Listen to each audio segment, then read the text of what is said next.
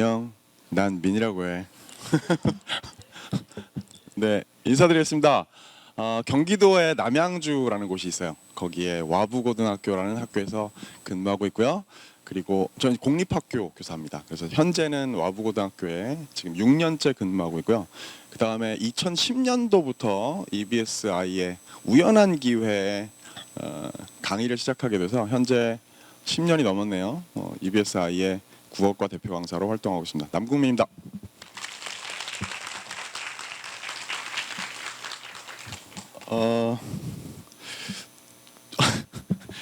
원래 이런 강연, 대중 강연들을 자주 오래 해왔기 때문에 별로 크게 긴장하지는 솔직히 않습니다만 저 오늘 그래가지고 되게 편안한 마음으로 왔거든요. 근데 여기 앉아있다가 장학관님, 장학사님 말씀하시는 걸 들으면서 갑자기 막 심장이 막 쿵쾅쿵쾅 뛰는 거예요. 말씀들 너무 잘하시고 제가 이렇게 말씀 아까 하셨듯이 6월 달에 전북교육청에서 EBS와 함께 수능형 문항 출제 교사 연수를 진행했는데 그때 강사로 왔었습니다. 그래서 저는 원래 강사로 출발한 게 아니고 원래는 지필이 출발이었어요. 우연히 EBS 강의를 시작하게 된 거죠. 이 외모로 뭐 강사 오디션을 봤다면 합격했겠습니까? 묘한 동의의 기운이. 근데 그 우연히 시작한 게 이렇게 여기까지 왔네요. 근데 뭐 6개월 동안 섭외를 하셨다 막 그렇게 과장을 해서 뭐 제가 대단한 사람인 것처럼 말씀해 주셨는데 사실은 그 자리에서 바로 섭외가 됐습니다. 그때 오셔서 여차여차 12월쯤에 이걸 한번 하려고 하는데 와주실 수 있겠느냐 그러셔서 제가 흔쾌히 와서 그때 당시에 전주의 선생님, 군산의 선생님, 정읍의 선생님, 또 익산의 선생님, 장수의 선생님 막 곳곳에서 선생님들이 오셨는데 국어과 선생님들이 굉장히 열정적으로 연수에 참여하시고 막 함께 문제 만들어 나가면서 즐거웠던 기억이 있어서 제가 흔쾌히 오겠다 했습니다. 오늘 날이 굳어서 힘들게 오셨을 텐데 귀한 시간 내신 시간이 헛되지 않게 제가 최선을 다해 열심히 해보려 합니다. 예비 고3을 위한 수능 학습법을 국어과를 중심으로 말씀드릴 겁니다. 저는 국어니까 뭐 다른 과목에 대해서는 자세히 알지는 못합니다. 그런데 소개해 주실 때 말씀하셨듯이 여러분들 다 공감하실 것이 다행히 국어가 지금 핫한 상황이라 제 이야기를 지금 잘 귀담아 들으시는 것이 큰 도움이 되지 않을까 하는 그런 상황입니다. 그리고 그 이야기들 중에 다른 과목에 준용할 수 있는 것들을 공통되는 부분들이 있을 수 있거든요. 학습에 대한 태도나 방법이라든지 전략 같은 것들을 준용해서 이해하시는 것도 좋으리라고 생각합니다. 일단 수능 학습법을 이야기하고요. 여기에 포커스를 저는 이렇게 생각합니다. 예비 수험생들 중에 지금 여기에는 뭐 사실 성적의 분포도 상당히 다를 것이고 다양할 것이고 그리고 학부모님들 중에는 수능에 대해서 어쩌면 저보다 더 많이 아시는 분들도 이 중에는 계실지 모르고 그러나 그냥 막연하게 수능 시험이 그냥 국어가 뭐 문학도 있고 비문학도 있다더라 이 정도만 알고 계시는 분들도 계실 거고요. 그래서 자세하게는 모르는 좀 더 상세하게 알아야 하는 그래서 학생들은 제가 지금부터 하는 이야기를 들으면 어떻게 공부를 해서 감 잡고 수능 때까지 가야 되겠구나를 이제 뚜렷하게 손에 뭐가 만져지게 제가 만들어 드릴 것이고요. 학부모님들은 여기서 들으시고 나면 제 얘기를 듣고 나면 나중에 집에 가서 아이한테 잔소리를 디테일하게 할 수 있도록 제가 만들어 드리도록 하겠습니다. 자, 갑니다. 일단 이런 고민을 하죠. 수시냐 정시냐. 그리고 지금 현재 3학년을 앞두고 있는 예비 고3이라면 어느 정도는 지금 나는 수시다 나는 정시다를 정했을 거라고 생각합니다. 그런데 여기서 한 가지 중요한 것은 나는 내신이 별로니까 정시, 나는 내신이 좋으니까 수시는 그대로 1대1로 대응되는 정답은 아니라는 거예요. 그러니까 수시라는 것을 그냥 단순히 내신 성적으로 가는 거는 교과 전형이에요. 교과 우수자 전형. 근데 학종은 성적이 중요한 변수이긴 하지만 결정적이진 않다. 그것이 유일한 변수는 아니다라는 사실을 생각하시면서 생각해야 될 겁니다. 근데 수시냐 정시냐 하는 것을 그래서 우리는 이렇게 생각하죠. 내신이냐 수능이냐. 수시를 갈 거면 나는 수능은 포기하고 내신에 집중하겠다. 보통 이렇게 생각하고요. 그 다음에 정시를 가겠다 하는 학생들은 내신을 신경 안 쓰고 그냥 수능만 바라봅니다. 그러다 보니까 막 수업 시간에 딴짓을 해요. 선생님 앞에 수업을 안 듣고 막 어떤 애들은 몰래 인강 듣기도 하고요. 막 다른 과목 공부하고 혼내면 선생님한테 그럽니다. 저는 정시 준비할 건데요. 선생님 저 내신 신경 안 써요. 뭐 이런 얘기를 하는 경우도 있어요. 그런데 국어 과목에 한해서라면요. 그렇다면 내신 국어와 수능 국어가 다른 것이냐? 그렇지 않죠. 학생들은 다 아실 텐데 지금 현재 뭐 전주에 있는 고등학교들뿐만이 아니고요. 전국에 있는 모든 고등학교가 대부분 옛날 부모님들이 다니시던 때의 고등학교 시험 문제가 아닙니다. 수능형 문제로 다 내신 시험들도 다 거의 바뀌었어요. 그러다 보니까 단순 암기로 치를 수 있는 시험이 내신 시험이 아니라는 거죠. 결국 수능을 바라보는 공부랑 내신에서 좋은 점수를 따기 위한 국어 공부랑 결코 다르지가 않다는 겁니다. 더더군다나 3학년이 되면 이제 학생들이 이제 뭐 지금 2학년들도 그런 학교들이 많습니다만 수능 특강을 주로 수업 시간에 교재로 사용해요. 교과서 대신. 그런 학교들이 전국의 거의 대부분입니다. 그러다 보니까 그 얘기는 곧 뭐냐면 수능 특강으로 3학년 때 내신 공부를 하잖아요. 그럼 그게 결국 뭐냐면 수능 공부가 되는 거예요. 그러니까 저 둘이 서로 다르지 않다라는 점을 생각하시고 그렇다면 현재 수능 국어의 추이가 어떠한지에 대해서 대충 어떤 소문만 들어서 알고 계신 얘기들을 조금 더 디테일하게 들어가서 알아보도록 하겠습니다. 자, 저 문제 혹시 기출 풀어본 학생들은 본 적이 있을지 모릅니다. 2018 수능의 비문학 독서에서 경제 지문이었어요. 근데 오버슈팅에 관련된 경제학 지문이었는데요. 저 지문이 수능이 치러진 다음에 제가 아직도 기억나는데 일간지의 일면에 오른쪽에 한쪽에 이렇게 박스 기사로 나온 기사를 봤습니다. 뭐라고 나왔는가 하면 한국은행에 근무하는 경제 관료들 경제학 경영학을 대학에서 전공하고 대학원에 가서 MBA를 따고 뭐 이런 아이들이 와가지고 그 사람들한테 이 시험 문제를 풀게 했다는 거예요. 수능 문제를. 그랬더니 시간이 한 세트 뭐 달려있는 네 문제를 푸는데 엄청 오래 걸리고 심지어 그 사람들도 그냥 직업이 경제인 사람들 그리고 우리나라에서 경제에 관해서 제일 잘한다는 사람들이 심지어 저 세트 안에서 문제를 두 개씩 한 개씩 틀리더라는 겁니다.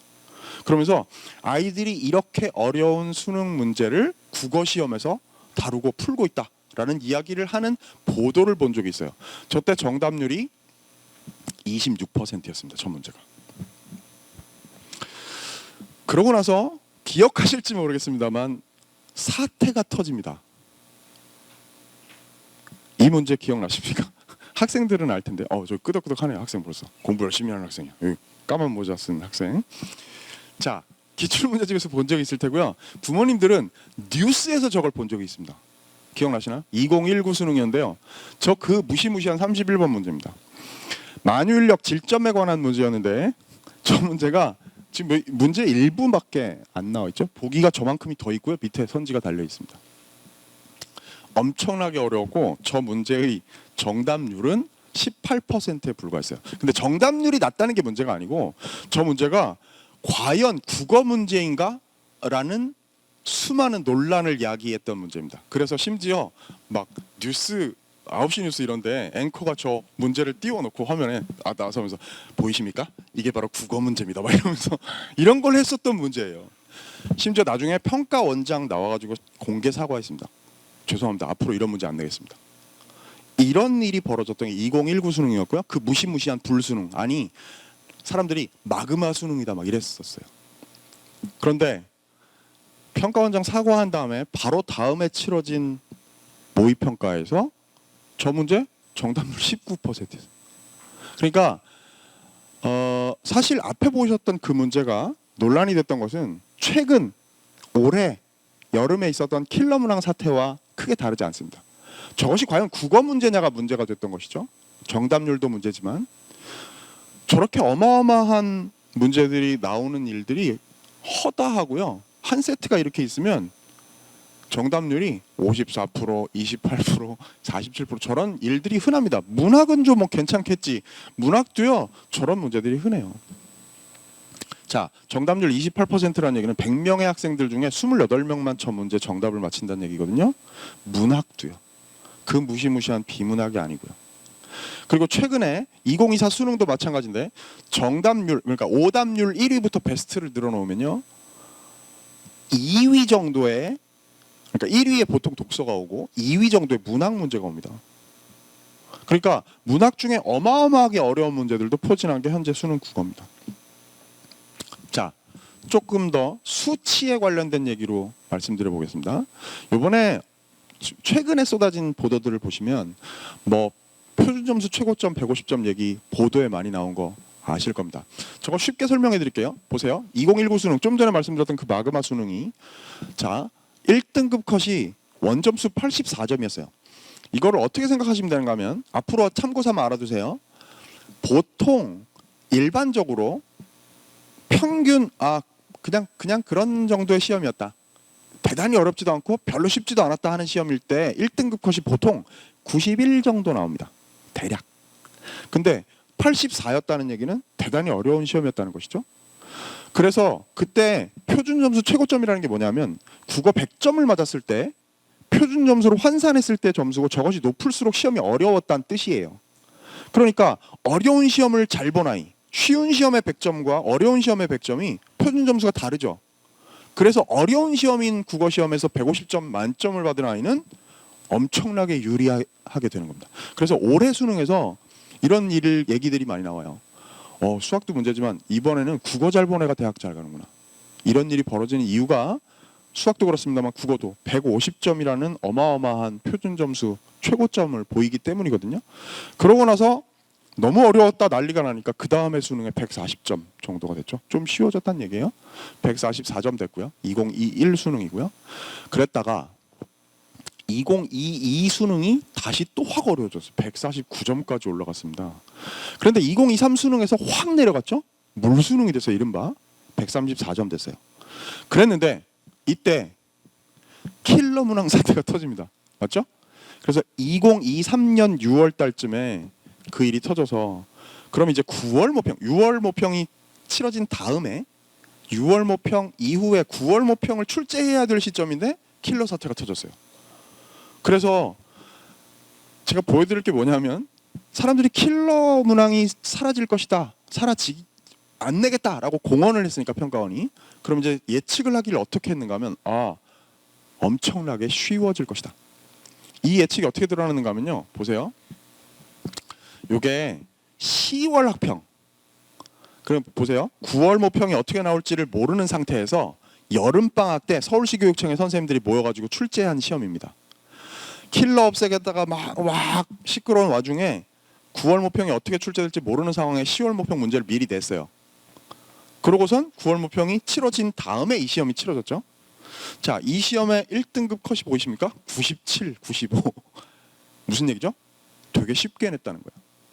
출제 전문가인 선생님들도 킬러가 이렇게 사라지겠다는 그 뉴스를 보니까 이거 분위기 돌아가는 거 아무래도 확 쉬워지겠지, 거기에 맞춰서 낼 수밖에 없겠구나 했는데, 저렇게 냈는데 저걸 오픈하기도 전에 9월 모평이 실시가 됐는데, 9월 모평이 저기 보이다시피 그다지 쉬워지지 않았어요. 그러고 나서 여러분들 잘 알다시피 2024 수능에서, 자, 1등급 컷이요, 원점수 화작 선택자 88, 엄매 선택자 84점. 아까 기억나시나요? 2019 마그마 수능의 1등급 컷하고 비슷하죠? 그리고 엔드 표준 점수 최고점 150점입니다. 마그마 수능과 똑같은 시험에 킬러가 사라진다고 했는데, 킬러가 없이 뭐 소위 준킬러, 킬러라는 말 자꾸 하니까 너무 말이 삭막해, 그죠? 그 용어가. 그래서 EBS에서는 사실 강의할 때 몇 년 전부터 킬러 문항이라는 용어를 사용하지 못하게 했습니다. 저 되게 그 용어를 오랜만에 사용하는 거라 낯설었는데, 그래서 초고난도 문항 이러다가 갑자기 너무 킬러 문항이라는 말이 보편화돼 버렸어요. 지금 킬러 없는 상태에서 이런 시험이 치러졌습니다. 근데 여러분, 이런 생각해 보세요. 평가원은 이번 국어 시험에 대해서 자평을 어떻게 할 것 같습니까?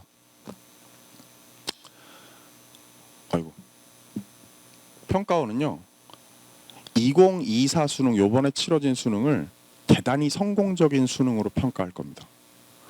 그리고 그것은 내부의 추정입니다만, 내부의 평가만이 아니고 외부의 평가도 마찬가지예요. 왜냐하면 소위 킬러라고 부르는 문항들이 실제로 아까 봤던 그 무시무시한 뉴스에 나오던 그런 문항들이 없음에도 불구하고 난도를 확실히 잡았다는 얘기거든요.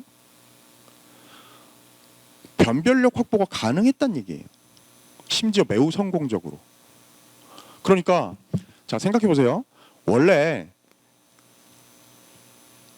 줄 세우는 걸 변별력이라고 하는데, 그죠? 전통적으로 변별력을 담당했던 과목 중에 영어가 빠져버렸어요. 몇 년 전부터, 그죠? 절대평가가 되다 보니까 영어가 빠지니까 줄 세우는 역할을 국어와 수학이 담당하게 됐습니다. 근데 수학은 원래 애가 그런 애예요. 험악한 애야 원래. 인상도 험상궂고요. 손에 몽둥이 들고 호루라기 물고 태어난 애예요. 야, 줄 서! 이러던 애인데 국어는 그런 애가 아니거든요. 국어는 방긋방긋 얘들아 막 이러던 애인데 갑자기 줄 세우는 악역을 맡았어. 손에 갑자기 몽둥이를 손에 들게 된 거예요. 뭐 어떻게 해야 되지? 야, 줄 좀 서보면 안 될까? 이러다가 갑자기 변별력을 확보하기 위해서 엄청나게 어려운 문항들을 개발하는 노하우가 몇 년 사이에 확 쌓이게 되면서 결국 국어를 잘 보는 학생이 수능에서 원하는 성적을 얻게 되는, 그리고 좋은 대학을, 원하는 대학을 가게 되는 일이 벌어집니다. 2024 수능이 가지고 있는 여러 가지 특징들, 거기에 담겨 있는 평가원의 의도들을 잘 이해하시는 게 중요하고요. 제가 지금부터 설명드릴 각 분야별 학습 전략들을 잘 염두에 두시고 공부하시는 게 중요하겠습니다. 자, 기초적인 얘기 한번 해보죠. 과목은요, 국어는 문학과 독서가 공통 과목입니다. 그리고 화법과 작문을 선택하느냐, 언어와 매체를 선택하느냐, 이 정도는 다들 아실 거예요, 그렇죠? 자, 45문항에 80분의 시험을 치르게 됩니다. 그런데 문학이 17문제고요, 독서가 17문제고요, 화작 혹은 언매가 35번부터 45번까지 11문제로 구성이 돼요. 그런데 보세요. 조금 더 디테일하게 말씀드리죠. 요거까지는 사실 학생들도 체계적으로 이해하지 못하는 학생들도 있고, 학부모님들은 이렇게까지 세밀하게는 모르시는 분들이 많아요. 자, 독서 17문제가 어떻게 구성되느냐. 38점이고요. 문학과 비중이 똑같습니다. 독서는요, 맨 처음에 1번에서 3번까지 독서 이론이 나옵니다. 근데 저건 쉬워요.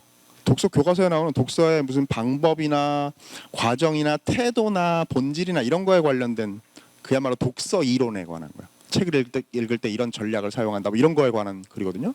저거는 쉬워요. 정답률이 엄청나게 높습니다. 80%, 90%대예요.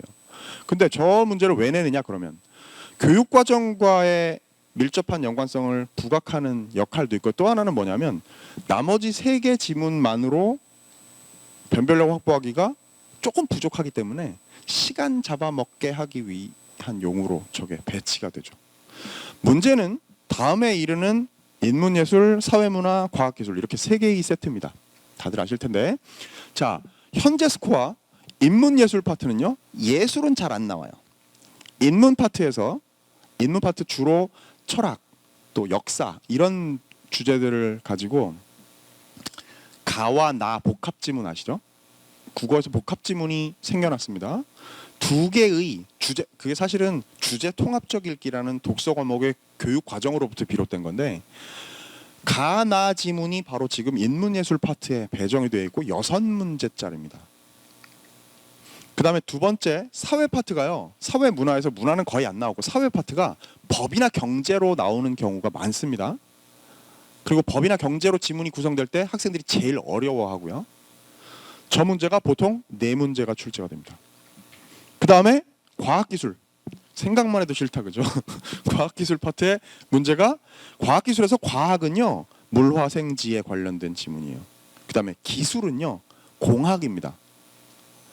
그래서 최근에는 물화생지도 나오고 공학도 나오는데, 문제가 뭐냐 하면 아까 말씀드렸듯이 국어가 어려운 이유가요, 사실 국어, 이 중에 국어 선생님들 계시는지 모르겠는데 국어 교사들이, 전국의 국어 교사들이 다 공감하는 우리의 진짜 뼈저린 아픔이 있습니다. 뭐냐, 독서를 애들한테 가르치려고 지문을 읽어요. 근데 저 물화생지 공학에 관련된 게 너무 딥한 내용이 나오는 거야, 그죠? 그래가지고 몰라서 이해가 안 되니까 학교의 옆자리에 있는 과학 선생님한테 질문을 합니다. 선생님, 이 부분이 이해가 안 돼서 여기 좀 설명 좀 해주세요. 그러면 100이면 100 과학 선생님들이 깜짝 놀라요. 이래요. 아니 선생님, 이게 국어예요? 아, 네. 우린 막 얼굴이 흑빛이 돼가지고, 네. 아니 이거는 내가 대학 원 때 배운 건데? 아니면 이건 나도 처음 보는 건데? 이런다고요. 과학기술에서 그런 일을 맞닥뜨렸을 때 과학에 특별히 약했던, 학창시절에 약했던 국어교사로서는 정말 괴롭습니다. 근데 이런 일이 왜 벌어질까요? 그럼 이거 킬러 아닙니까? 이게 킬러 아닙니까? 근데 이런 아주 심오한 내용들, 너무나 전문적인 영역들의 내용을 다룰 수밖에 없는 이유에 대해서 이해하셔야 돼요. 뭐냐면 사탐 과탐의 유불리를 최대한 차단해야 됩니다. 그러니까 사회에서 법이나 경제도 마찬가지요. 법과 정치를 선택하거나 경제 과목을 선택한 아이가 사탐의 그 선택 과목 때문에 국어 시험에서 유리해지면 안 되는 거예요. 과학도 마찬가지. 자, 소재를 물리에서 택한다고 치고요. 물리학 제재를 국어의 비문학 독서로 다루되 그것이 물리 교육 과정 내에 있을 때 과탐에서 물리를 선택한 학생이 그렇지 않은 학생보다 훨씬 더 유리해져 버리게 되죠. 과학 시험이 아니라 국어 시험인데. 그럼 보세요. 방법은 두 가지입니다. 공통 과학의 내용으로 만들든지 아니면 어떻게 돼야 돼요?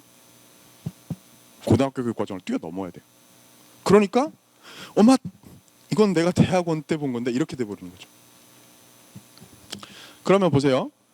공통과학으로 택할 건지 위에 고등학교 교육과정을 뛰어넘을 건지에서 변별력 확보를 하려면 당연히 여기서 소재를 택할 수 없고 여기서 택해야 되겠죠. 그래서 이런 일이 벌어지는데요. 방법은 이렇습니다. 그럼 이럴 때 평가원의 고심이 있겠죠. 자, 고등학교 교육과정을 뛰어넘은 이 이야기들을 다루게 되면 이게 소위 교육과정 외의 출제인 킬러인데 그럼 어떻게 할 거예요? 방법이 뭐가 있을 것 같습니까? EBS 연계예요. 수능 특강 수능 완성에 수록되어 있는, 그래서 전국의 고등학생들이 반드시 공부해야 된다는 사실을 그 사실이 다 인지되어 있는 그 교재 안에 있는 내용들을 그 내용을 가지고 오면 그 내용이 비록 고등학교 교육과정에 사탐이나 과탐 안에 들어있지 않았다 하더라도 이건 반칙이 아닌 게 되겠죠. 그래서 여러분 아셔야 되는 게요. 2024 수능 제가 아까 말씀드렸습니다. 평가원이 아마도 대단히 잘 출제한 시험으로 자평할, 그리고 제가 봐도 이건 뭐 내년에도 이렇게 낼 수밖에 없겠다라고 느껴지는 그 시험 문제, 올해 2024 수능에서 저 4개의 비문학 독서 지문이요 전부 연계 출제가 됐습니다. EBS 수능 특강 독서에서. 심지어 저 위에 있는 독서 이론까지도요. 근데 제가 지금 이 얘기를 강조하는 이유가 뭐냐면 수험생들이 연계가 됐다더라. 조금 더 관심 있는 애들은 문학만이 아니라 독서도 연계가 됐다더라 이번에. 이 정도까지지 실제로 어떤 지문에서 어떻게 연계 출제를 했는지를 비교해보는 학생은 전국에 몇 명 안 돼요. 저 같은 이걸 설명해야 되는 사람만 찾아보고요. 어떻게 연계 출제가 됐는지를 구체적으로 학생들에게 설명해주기 위해서 공부를 하죠. 찾아보시면 깜짝 놀랄 겁니다. 올해 수능 특강 독서에서 연계 출제한 걸 보면요. 지문이 내용이 상당히 유사해요. 핵심적인 개념이나 내용들을 연계 출제를 아주 뚜렷하게 했습니다. 근데 이건 되게 놀라운 변화예요. 이제까지 독서 분야에서 연계라는 제도가 시작된 이래로 초창기 빼고 최근에 없던 일입니다. 이렇게까지 연계를 뚜렷하게 하는 것은 되게 주목해야 될 변화입니다. 저는요, 아까 말씀드렸죠. 강의로 시작한 게 아니라요. EBS 연계교재 수능 연계라는 제도가 시작되던 무렵부터 연계교재 지필에 계속 참여하고 있습니다. 그래서 사실 지필이 베이스이기 때문에 저 연계의 역사를 누구보다 잘 알고 있고요. 심지어 제가 다듬고 문제 만들고 고르고 했던 지문에서 뭐 이따 보여드리겠습니다만 실제로 연계 출제된 것들도 많고요. 그러니까 생생하게 연계의 역사에 대해서 말씀드릴 수 있어요. 전 대단히 중요한 이번 2024 수능의 메시지입니다. 꼭 기억하세요. 왜냐? 제가 이걸 왜 강조하는가 하면요. 뭐 앞으로는 아마 그런 얘기들이 약해지긴 하겠지만 얼마 전까지만 해도 보통 뭐 사설인강이나 뭐 이런 데의 유명한 사람들이 그런 얘기를 합니다. 문학은 열심히 봐야 돼. 수능 특강 그래. 그러니까 근데 내가 OX 문제로 찢어줄 테니까 수능 특강에 문제 풀 필요 없고 그냥 내가 가르치는 거 그냥 내가 주는 거 내 자료로 공부해. 그런데 있잖아 수능 특강 독서는 하지 마. 어차피 야 기출만 나랑 빡세게 돌리자. 천만의 말씀이에요. 큰일 납니다. 그런 말에 현혹되지 마세요. 예비 수험생 여러분. 수능 특강 독서, 수능 완성의 독서 내용들 지문은요. 이제 2024 수능이 보여줬듯이 문학과 마찬가지로 시험 범위라고 보셔야 됩니다. 중간고사를 잘 보기 위해서 시험 범위를 공부 안 하고 시험 보면 당연히 잘 볼 수가 없어요. 그죠? 수능도 마찬가지예요. 꼭 기억하십시오. 자, 문학은요. 17문제. 현대 시 세트가 나옵니다. 그 다음에 현대 소설 세트가 나오고요. 고전 시가와 수필이. 저 수필은 현대 수필일 때도 있고 고전 수필일 때도 있는데 보통 저렇게 구성될 때가 많아요. 그 다음에 고전 소설. 보통 일반적으로 저렇게 구성됩니다. 세트가. 그래서 제가 저기 초록색으로 표시해 놓은 게 뭐냐면 현대시, 고전시가, 고전소설. 저게 반드시 EBS 수능 특강 문학이나 혹은 수능 완성 문학에서 연계 출제되는 분야입니다.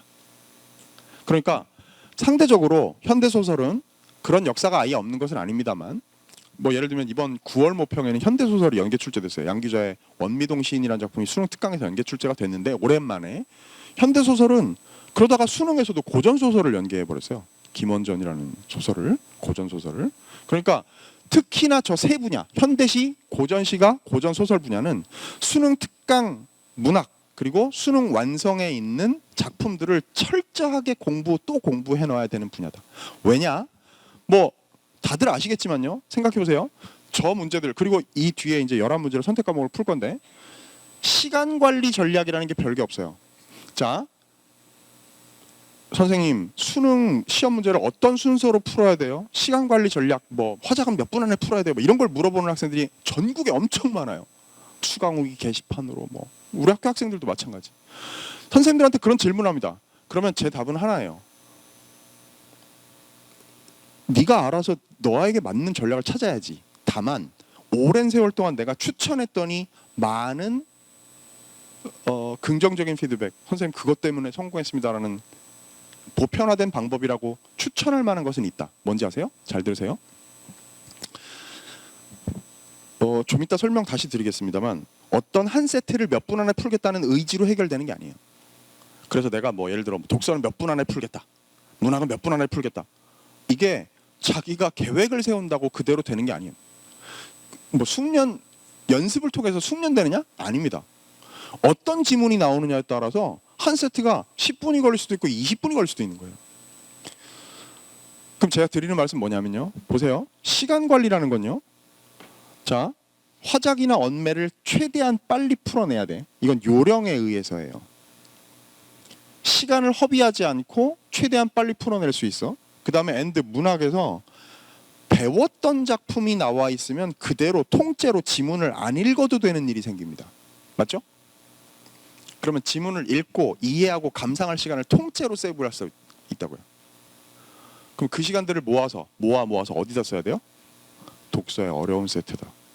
과학기술에다. 시간을 더 할애해야 돼요. 그게 수능 국어의 수능 시험 시간 전략 관리 전략이고요. 그리고 결국 그게 궁극적으로 뭐냐면 국어의 고득점 전략입니다. 자, 저렇게 34문제가 끝나고 나면 맨 끝에 자기가 선택한 과목들 화작과 언매가 있습니다. 근데 화법과 장문, 언어와 매체가 각각 자 저기 보세요. 화법은 3개의 세트로 구성됩니다. 화법 3문제짜리 단독, 화법 단독. 맨 끝에는 3문제짜리 장문 단독. 그 다음에 가운데에 5문제짜리 화작 통합 문제가 나와요. 그러면 그럼 저 5문제 중에는 3문제가 화법, 2문제가 장문인가? 반대인가? 2.5 대 2.5입니다. 어떻게 그게 가능한지 아세요? 가운데 문제가요. 40번 문제가 주로 어떤 역할을 하는가 하면 화법하고 장문을 가하고 나를 섞어 놓은 문제를 만들어요. 언매도 마찬가지입니다. 언어가 5.5, 매체가 5.5. 근데 저 5.5가 어떻게 되는가 하면 매체 문제 가운데 예를 들면 뭐 다음은 인터넷 뉴스의 화면의 일부이다 어쩌고 해가지고 그걸 신문 기사 같은 걸 다루는 문제를 낸다고 매체 문제를. 그래서 그게 묻는 내용은 문법이야. 이해되셨죠? 저 언어 매체할 때 언어가 문법이거든요. 그래서 사실 화법과 작문은 어떤 시험인가 하면 좀 이따 설명 좀 더 자세히 드릴게요. 이거는 시간만 충분하면 똘똘한 중학교 1학년도 다 맞는 시험입니다. 언어와 매체는요. 매체가 그래요. 근데 언어가 문제죠. 문법입니다. 문법은요. 국어 선생님들도 두려워해요. 저도 두렵습니다. 왜냐하면 문법을 강의하다 보면 마치 지뢰밭을 걷는 것 같아요. 5개념에 빠지기 아주 쉬운 분야고 대단히 어렵고 복잡합니다. 그러니까 당연히 아시겠지만 화작을 선택하는 학생들보다 언매를 선택하는 학생들이 상대적으로 국어 성적이 더 높은 경우가 많고 선택자의 수는 화작이 더 많지만 결국엔 표점에서는 언매가 더 유리하다 이런 얘기 들어보셨을 거예요. 그래서 내가 문법 공부에 자신 있다 그러면 언매를 선택해야죠. 시간도 더 빨리 해결할 수 있을 테고 표점도 더 높아질 수 있으니까. 근데 착각하지 마셔야 되는 건요. 보세요. 화작을 선택하든 언매를 선택하든 다 맞거나 어쩌다 하나 틀리는 정도에 이어야지 언매로 간다.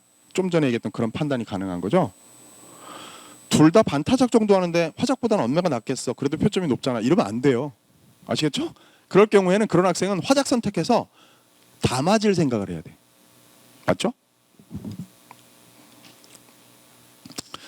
화작과 언매의 점수 보정을 평가원에서 보여주는 그림 도식입니다. 저런 식으로 보정해가지고 하다 보면 결국 언매가 만점의 경우에 표점으로 좀 더 유리한 경우가 있다라는 얘기예요. 자, 지금부터 나는 왜 국어를 못하는가? 지금 학생들이 얼굴이 빙긋 웃음이 지금 다 띄어졌습니다. 내 얘기가 이제 시작되는구나. 나는 왜 국어를 못하는가를 말씀드리도록 하겠습니다. 잘 들으세요, 부모님들. 우리 애는 왜 국어를 못하는가? 제가 말씀 딱 드리겠습니다.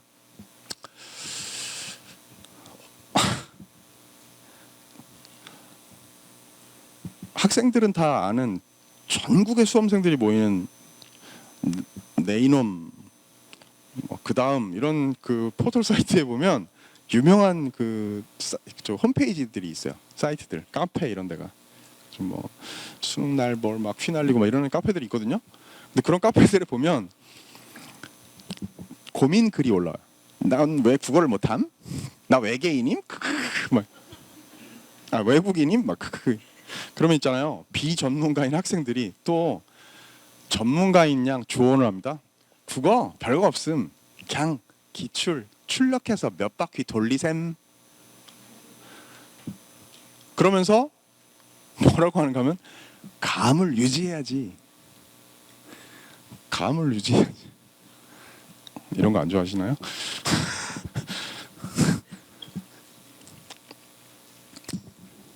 자,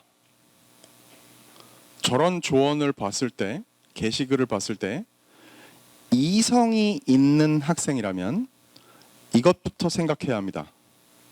나에게 유지할 만한 감이 있는가?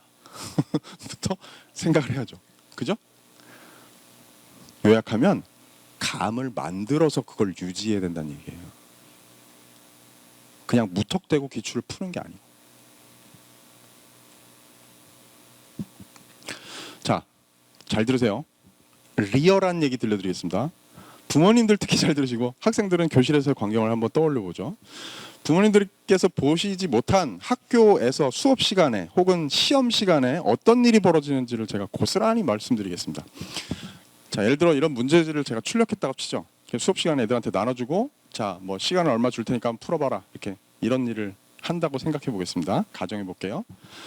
제가 오랜 경험의 결과로 말씀드리는 거니까 어떤 편견이 작용하는 게 아니고 편의상 제가 여학생 유형과 남학생 유형으로 나누겠습니다. 아시겠죠? 자, 남녀 합반이라고 치고요. 이게 저걸 나눠줍니다. 뒤로 이렇게 돌리잖아요. 그럼 이제 여학생 유형이 나는 국어를 왜 못하는가와 남학생 유형이 왜 못하는가를 설명드릴게요. 여학생, 남학생 잘 들으세요. 여학생들한테 저 문제지를 이렇게 나눠주잖아요. 자, 퀴즈 내겠습니다. 여학생들이 저 시험지를 받고 제일 처음에 하는 행동은 뭘까요? 뭘까요? 어떤 학생들은 이렇게 대답합니다. 문제를 먼저 읽어요. 그건 전략이 있는 애야. 맨 처음에 뭐 하는지 아세요? 여학생들, 물론 공부에 의욕이 있는 학생의 경우입니다. 받으면요, 맨 처음에 손목에 있는 머리끈을 풀러서 머리를 묶어요. 그 다음에 필통을 엽니다. 필통을 열면 연필이 한 색별로 한 40자루쯤 꽂혀 있어요. 그럼 오늘은 날씨도 꾸물꾸물하고 캐러멜 마키아또 이런단 말이에요. 그래갖고 캐러멜 마키아또 펜을 들고 저걸 무턱대고 뭐부터 시작하는지 아십니까? 경마식 보도는 경마 중계를 하듯 지지율 변화나 득표율 예측 등을 집중 보도하는 선거 방송의 한 방식이 경마식 보도는 그러고 한 3분쯤 지나잖아요. 여기가 캐러멜 마키아토로 똥떡이 됩니다. 그냥 이만한 똥떡이 돼요. 그러면서 문제로 갑니다. 기억에 대한 설명으로 가장 적절한 것은 기억이 어디 있는지도 안 보여요. 똥떡이 돼가지고 찍죠. 여기 달려있는 4번에서 7번까지 네 문제를 다 답을 찍습니다. 왜? 어디 찾아갔는데 어디가 중요한지도 모르겠어요. 그러니까 다 여기 똥떡이니까. 그래고 그냥 찍잖아요. 그 다음에 뭐 하는지 아세요? 답 맞힙니다. 답을 맞춰보고요. 그 다음 하는 행동이 뭔지 아세요? 자기의 사고 과정을 복기해 본다든지 글을 다시 분석한다든지 이게 아니라 답 맞힌 다음에 바로 뭐 해요? 맞은 문제는 죽을 때까지 다시 들여다보지 않아요. 틀린 문제는 바로 뭐 하는지 아십니까? 해설지를 읽어봅니다. 근데 열받는 게 뭔지 아세요? 학생들은 공감할걸? 해설지를 읽어보면 1번은 맞으니까 맞았다, 2번은 틀리니까 틀렸다, 3번도 틀리니까 틀렸다로 돼 있어. 그럼 이거 내가 왜 읽어 이걸? 왜 틀렸는지를 알고 싶은데 틀리니까 틀렸대, 맞으니까 맞았대. 그럼 화가 나죠? 그럼 어떻게 해요? 이해가 안 되니까 별표 쳐요. 나중에 시간 날 때 우리 반 1등한테 물어봐야지. 나중에 시간 날 때 국어 선생님한테 질문해야지. 이 일을 2시간쯤 합니다. 그럼 별 무덤이 돼요. 그게 여러분의 자녀가 독서실에 앉아서 2시간쯤 걸려서 하는 매일매일의 국어 공부입니다. 성적이 오르나요? 안 오르죠. 별 무덤 만들었는데. 오래 기다리셨습니다. 남학생 유형 말씀드릴게요. 남자애들은 어떤지 아세요? 남학생들 긴장해라. 시험지 나눠주죠? 남자애들은 시험지를 받아서 넘기는 자세부터 달라요.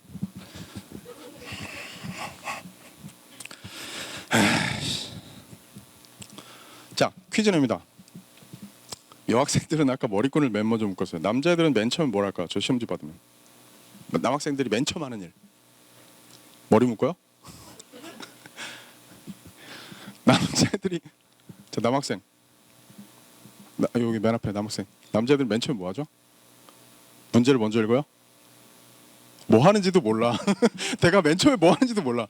남자애들은 보통 뭐 맨 처음에 하는지 아십니까? 경마식 보도는 경마 중계. 내가 이걸 왜 알아야 돼? 에이씨. 나 경마 싫어한다고.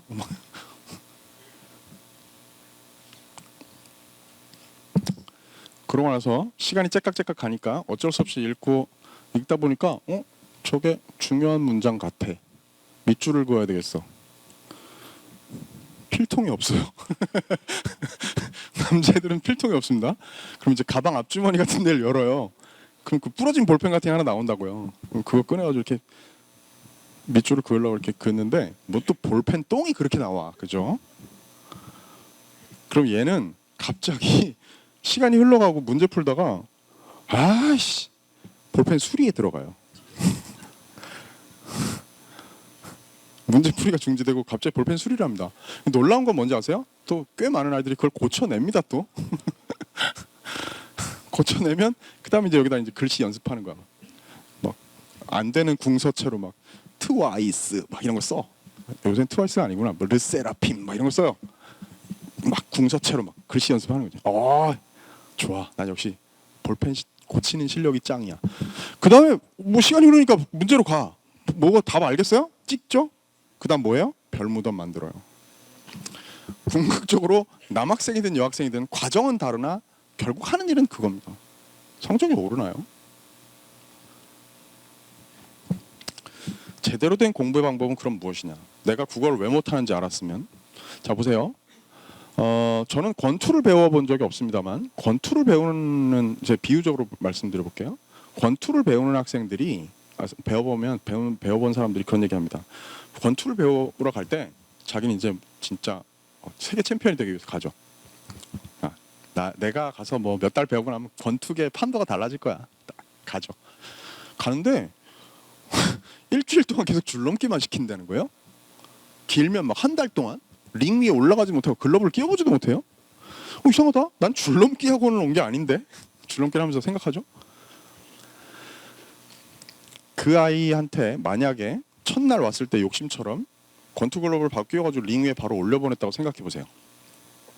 근데 상대가 세계 챔피언이야. 권투를 배워본 적 없는 아이가. 무슨 일이 벌어질 것 같습니까? 상상해 볼까요? 죽지 않으면 다행이에요. 맞죠? 근데 실컷 얻어 터지고 내려오면서, 링을 내려오면서 죽을 뻔했네. 계속 이렇게 맞다 보면 나도 결국 권투를 잘하게 될 거야.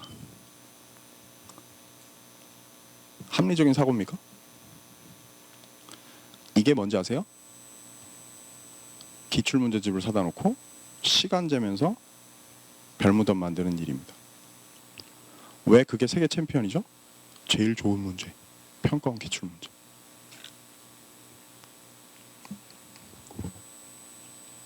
성적이 오를 수가 없어요. 그래서 말씀드립니다. 자, 이거 기억하세요. 제가 오늘 해야 될 얘기의 핵심은 이것이고요. 이거는 사실은 국어만에 한정되는 이야기는 아닙니다. 개념을 먼저 쌓고 그 위에 기출이 오고 그 다음에 실전이 와야 돼요. 저 3단계를 기억하십시오. 아까 유지할 감을 만든다는 게 바로 뭐냐면 개념 공부를 한다는 얘기예요. 그 다음에 그 위에 세계 챔피언과 상대를 해야 되는 겁니다. 아시겠죠? 근데 여기에서 제가 먼저 아까 말씀드렸지만 기출 돌리셈이라는 게 전국에 그냥 보편화되어 있는 학습 전략인 것처럼 통용되고 있기 때문에 저는 사실 되게 오랫동안 전국 곳곳을 다니면서 진짜 제주도까지 다니면서 이런 강연들을 하고 다니면서 목이 터져라. 방금 얘기했던 이런 그 세계 챔피언과 링 위에서 바로 맞닥뜨리는 일의 무용함에 대해서, 비효율성에 대해서 이야기했습니다. 근데 아직도요. 선생님 뭐 아니면 친구야, 국어 성적을 올리려면 어떻게 해야 돼? 수능 잘 보고 싶은데. 그럴 때 조언으로 제일 많이 나오는 게 기출 문제를 많이 풀어봐. 개념을 먼저 만드는 게 중요하다. 기출은 그 다음에 와야 된다라는 얘기이기 때문에 기출에 대해서 먼저 오해를 풀기 위해서 자세한 얘기를 하나 해드릴게요. 잘 보세요. 자, 제가 지금 기출을 본다는 것은 예를 들면 이런 겁니다. 하나의 시범을 보여드릴게요. 무시무시했던 어느 해의 불수능 때 수능 독서 문제 발문들, 저는 문두 혹은 발문이라고 하는데 발문들을 제가 한번 타이핑을 다 해봤습니다. 저렇게. 저 타이핑 잘하죠. 이 얘기를 하기 위해서 제가 이걸 타이핑했을까요? 저는 왜 저걸 타이핑했을까요? 이렇게 하려고요. 뭔지 보이세요? 잘 모르시겠어요? 이렇게 해볼까요? 순서를 바꿔볼까요? 우리를 떨게 만드는 그 무시무시한 한 회분의 수능 독서라는 게 사실은 문제 유형별로 나누어 보면 저만큼이 사실적 독해, 요만큼이 어려운 초고난도 문항 주로 배치되는 추론적 독해, 2개 어휘 문제. 이렇게 구성된다는 걸 아는 거예요. 어떻게 출제되는지 패턴을 아는 것. 그런 걸 하지 않고 무턱대고 시간 재면서 한 세트에 몇 분. 지금 아마 제가 손들어 보라고 해서 조사를 해보면 기출 문제집 안 가지고 있고 안 풀어본 사람 있냐고 물어보면 한 명도 없을걸요. 이 중에. 다 매일 몇 개씩 푸는 문제집 이런 거 있죠. 왜? 그런 것들 있죠. 다 가지고 있어요. 근데 그런 문제집들의 대부분 위에 뭐 어떻게 되는가 하면 이 세트를 뭐 8분 안에 풀어라, 13분 안에 풀어라 있다. 그죠? 그게 의지로 됩니까? 그냥 무턱대고 답 찾아 헤매는 공부를 해서는요. 그러니까 이런 구조를 보는 공부를 하지 않으면 기출 공부가 헛공부가 된다는 거예요. 다른 예를 하나 들어볼까요? 자, 제가 과거의 기출 중에서 그냥 문제집 이렇게 펼쳐놓고요. 그냥 한 해, 같은 해예요. 3월 학평, 4월 학평, 6월 모평 같은 해 3월, 4월, 6월에 치러진 시험 가운데 현대 소설 세트의 첫 번째 문제를 그냥 골랐습니다. 오래 걸리지도 않았어요. 시간도. 왜? 저걸 아니까. 한번 볼까요? 윗글의 서술상 특징으로 가장 적절한 것은 3월 달에 문제가 저런 문제가 나왔어요. 4월 달에 윗글에 대한 설명으로 가장 적절한 것은 6월 모평에 윗글의 서술상 특징으로 가장 적절한 것은 현대 소설에서 첫 번째 문제는 항상 서술상 특징을 묻는 문제로 나옵니다. 그러다 보니까 매번 저렇게 3월, 4월, 6월 연달아 나왔죠. 근데 그것만 아는 것만 해도 그래 좀 의식적인 공부를 해야지 좀 전략적인 공부를 해야지라고 의식하는 학생이에요. 근데 조금 더 머리를 굴려서 열심히 공부하면서 좀 전략적인 사고를 하는 애는 이상하다. 3월 달에 서술자가 사건을 이야기 속에서 전달하다가 이야기 밖에서 전달하고 있다. 4월 달에 서술자를 교체하여 새로운 사건을 도입하고 있다. 6월 달에 서술자가 다양한 인물로 바뀌면서 인물 간의 갈등을 다각적으로 조명한다. 비슷한 말들이 반복되네. 마찬가지. 동시에 일어난 사건들을 나란히 배치하여 이야기 흐름을 지연시킨다. 동시에 진행되는 사건을 병치하여 사건을 지연시킨다. 동시에 벌어진 사건들을 사파처럼 나열하여 이야기 흐름을 지연시킨다. 소름. 같은 사람이 출제했나? 아니요. 3월은 서울시 교육청, 4월은 경기도 교육청, 6월은 평가원. 근데 저런 일이 왜 벌어질까요? 저렇게 늘 반복적으로 등장하는 선지들이 존재한다는 걸 아는 것만 해도 전략적인 사고인데요. 제가 한 가지 더 말씀드릴게요. 조금 더 깊어서 학생들은 스스로 찾아 이해하기 힘든 내용을 말씀드려볼까요? 저 선지들은 정답이 아닙니다. 정답이 될 수가 없어요. 왜 그런지 생각을 한번 해보실래요? 소설에서 서술자, 이야기를 들려주는 사람, 우리 할머니가 옛날에 말이다 할 때 그 할머니, 얘기를 들려주는 사람이 A라는 존재였다가 B라는 존재로 바뀌는 소설이 없진 않죠. 물론 그런 형식적인 실험이 가능하죠. 물론. 근데 그런 소설들이 흔하지 않고 수능 지문으로 구성되는 경우는 대단히 적어요. 들러리 서는 선지입니다.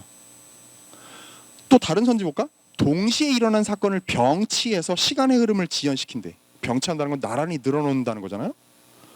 자, 저 두 가지 선지들이 정답이 되기가 어려운 이유는 뭐냐면요. 지문의 제한된 길이 안에 동시에 벌어진 사건들을 여러 가지를 사파처럼 나열할 여지가 없어. 물리적으로 불가능해요. 서술자가 뭐 교체되는 양상을 보일 만한 여지도 없어요. 금방 끝나니까. 애초에 들러리 서려고 만들어진 구안된 선지거든요. 자, 출제하는 사람의 입장에서 말씀드려볼까요? 저 문제는요. 학생들은 모르는 얘기해볼게요. 저 문제는요. 절대로 적절하지 않은 것은이라고 부정말문으로 묻지 않습니다. 가장 적절한 거 최선답을 묻는 문제를 물어요. 왜 그럴까요?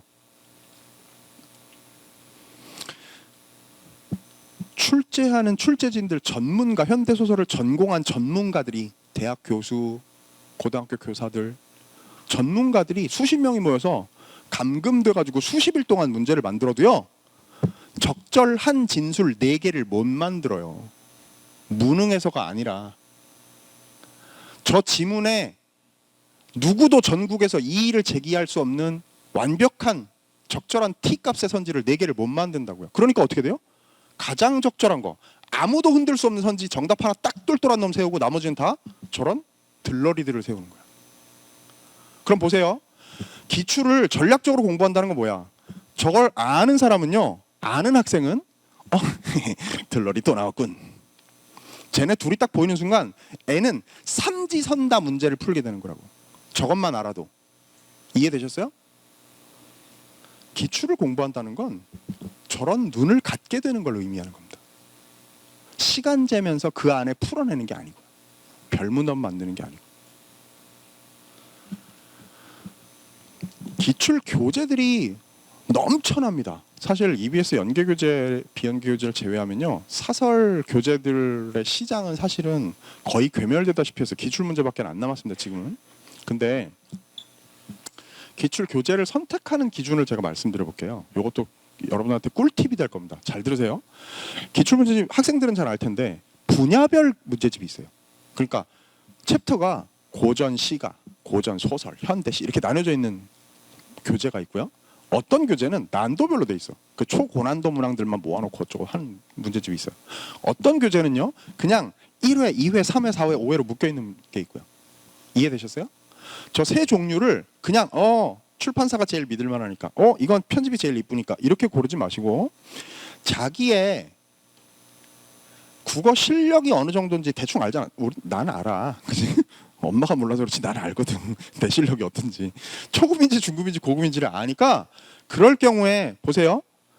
초급인 학생 진짜 아무것도 몰라. 좀 전에 얘기했던 기출문제 설명 그 예를 듣고 저런 세계가 있다니 이런 학생이라면 저 중에 분야별을 골라야 됩니다. 그러니까 현대 소설 문제라는 것은 몰아서 풀어보다 보니까 이런 패턴이 존재하는구나를 발견하는 단계가 일단 있어야 된다는 거예요. 중급 정도 되죠? 그럼 내 실력이 초급 문제와 중급 문제와 고급 문제 가운데 어떤 정도에 해당되는지를 알고 고급 문제들은 내가 어떤 데서 주로 실수를 하는지를 발견하는 공부가 기출 문제집을 통해서 가능해져야 돼요. 고급 학생들 매번 1등급 나오고 어쩌다 2등급 나오는 정도의 아이들은요, 기출 문제를 거의 풀 필요도 없습니다만 풀 때에는 그냥 회차별로 풀면 되죠. 그야말로 이 아이는 시간 재면서 풀면 돼요. 얘는 그냥 시간 관리 전략 연습하고요, 실전 연습하고 실수하지 않는 연습하는 겁니다. 고난도 3점짜리 안 틀리는 연습하고요. 이해되셨어요? 그럼 보세요. 벌써 학생들은 지금 느끼고 있습니다. 내가 가진 기출문제집은 나하고 맞지 않는구나. 그래서 내가 지금 성적이 안 오르고 있었구나. 기출문제집을 공부해도 이렇게 허황한 느낌만, 헛된 나의 이 공허함만 자꾸 쌓여갔구나. 이거 보세요. 제가 지금 국어 말씀드리고 있습니다만 다른 과목에도 준용되는 얘기일 겁니다. 특히 영어 같은 데는 그렇지 않겠어요? 그죠? 뭐 수학도 마찬가지입니다. 약간 패턴을 이야기의 패턴을 바꿔보면 적용되는 얘기일 거라고요. 그러니까 저게 뭐 분야별, 난도별, 회차별이라는 게 똑같을 수는 없지만 자기의 수준에 맞는 형태의, 형식의, 구조의 문제집을 골라야 된다는 건 마찬가지일 거예요. 자, 그러면요, 기출에 대해서 제가 잔소리 아닌 잔소리를 많이 했어요. 개념에 대해서 말씀드립니다. 그럼 이제 유지해야 될 감을 만든다는 게 뭔가에 대해서 말씀드릴 테니까, 그러면 지금 이야기가 엄청나게 중요하겠죠? 그래야 기출을 공부할 자격이 생기는 거니까, 맞죠? 자, 지금부터 제가 선택 과목 2개, 비교적 더 간단한 얘기이기 때문에 저 2가지를 먼저 말씀드리고 그 다음에 독서와 문학, 공통 과목, 좀 더 중요한, 비중이 큰 그런 과목으로 말씀드리겠습니다. 근데 여러분, 이거 참 그 얘기 아까 설명할 때 좀 보완을 해야 되겠네요. 조금 더 상세한 얘기 드리면, 독서와 문학은 공통이잖아요. 저걸 뭘 선택하든지 간에 풀지 않습니까? 자, 화작 선택자들의 공통 과목 성적과 원매 선택자들의 공통 과목 성적을 비교해서 표준 점수 쟤네들을 보정할 때 사용하는 거예요. 아까 보여드렸던 도식이 그겁니다. 그렇다 보니까 상대적으로 언매를 선택한 학생들의 공통 과목 성적이 화작을 선택한 학생들의 공통 과목 성적보다 우수하다 보니 표점에서 더 유리하게 되는 거예요. 만점이. 이해되셨죠? 자, 좀 더 간단한 얘기부터 드리겠습니다. 화작과 언매에 관한 얘기부터요. 제가 지금부터 키워드를, 저거는 그냥 쉽게 떠올릴 수 있는 건 아닙니다. 오랜 세월 동안 강의하고 집필하고 이 분야에 연구를 했더니 얻게 된 결론 같은 거예요. 하나하나 키워드를 가지고 설명드릴 테니까 이 키워드를 꼭 염두에 두시고 공부에 초점으로 삼으십시오. 자, 화법과 작문은요, 또 언어와 매체는요, 일단 이거부터 말씀드릴게요. 자, 선택 과목은 이런 겁니다. 상상해 봅시다. 우리 비유적으로 얘기해 볼게요. 평탄하지만 이렇게 애둘러 가는 길이 있어요. 어떤 길은 험난한데 질러서 가는 길이 있습니다. 여러분 어떤 길로 가시겠습니까? 저게 뭘 빗댄 겁니까? 위에 게 화작이고 밑에 게 언매예요. 이해되셨어요?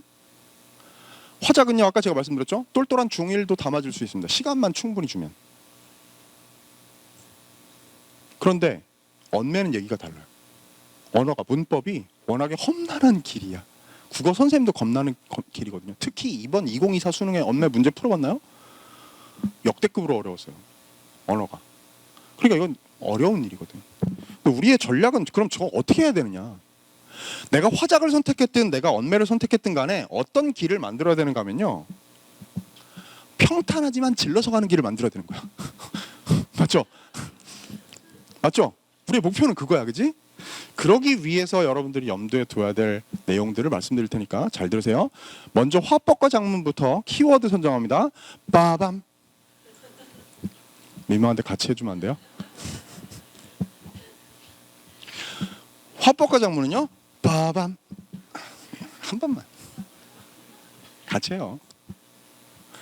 생각해 보세요. 이 입장에 되어 보시라고요.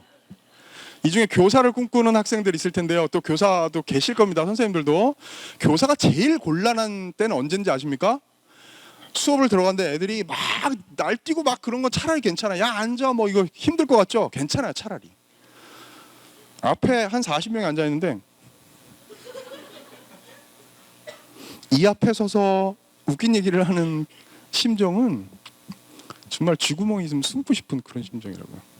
자 같이 해봅니다. 화법과 작문은요. 빠밤. 아 좋아. 전라북도 짱이다. 와. 자 키워드는 요령입니다. 아까 얘기했죠. 평탄한 길을 애둘러 가지 않고 직선으로 질러서 갈 수 있는 방법을 공부하는 게 화법의 요령이에요. 예를 들어 볼게요. 사실 이거 제가 말씀드리는 이런 요령들은요. 저는 자신 있게 얘기할 수 있습니다. 저는 화작 강의를 오래 했고요. 출제도 오래 했기 때문에 출제자의 눈으로 이 문제를 뼈를 발라서 어떻게 빨리 해결해야 되는지를 사실 대한민국에서 저 화법과 작문의 어떤 수능형 문제가 생기던 때부터 관여를 해왔고 해설하고 집필해왔기 때문에 체계가 있을 수 없는 뭔가가 체계적인 화법의 요령이라는 게 있을 수 없는 때부터 차근차근 요령을 저 혼자 만들어 왔습니다. 그 예를 들어 볼게요. 저런 건요. 흔히 화법에서 세 번째 문제로 나오는 문제예요. 학생들은 알 텐데. 제가 이름 붙인 게 있습니다. 고향을 떠난 문제라고.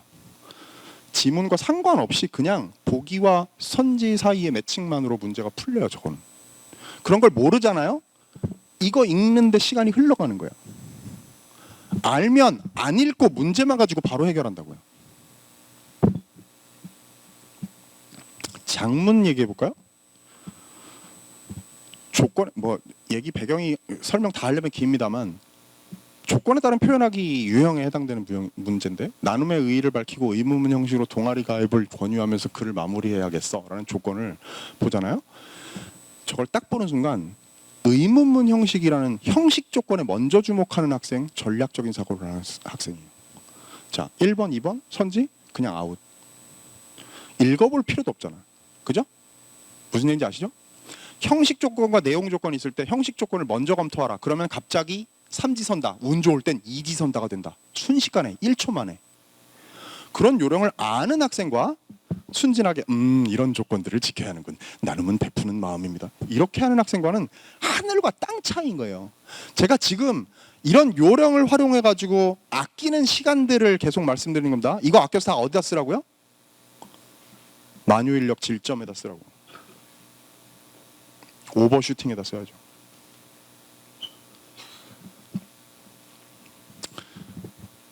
아까 소개하셨습니다만 제가 수능 개념 EBS의 메인 강사들은요.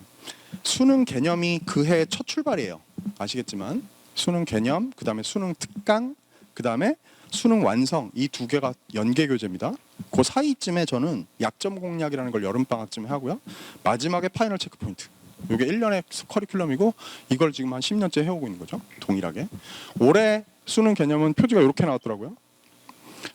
제 개념 강의의 이름은 개기일식입니다. 개념과 기출을 한 방에 먹어치운다. 어우 네이밍 봐. 어우.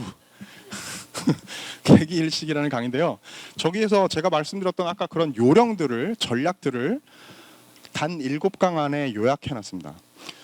수많은 여러분의 선배들이 학생들 여러분의 선배들이 개기일식 화법과 작문 강의를 들은 걸 뭐라고 표현하는가 하면 화작의 신세계가 열렸다고 얘기해요.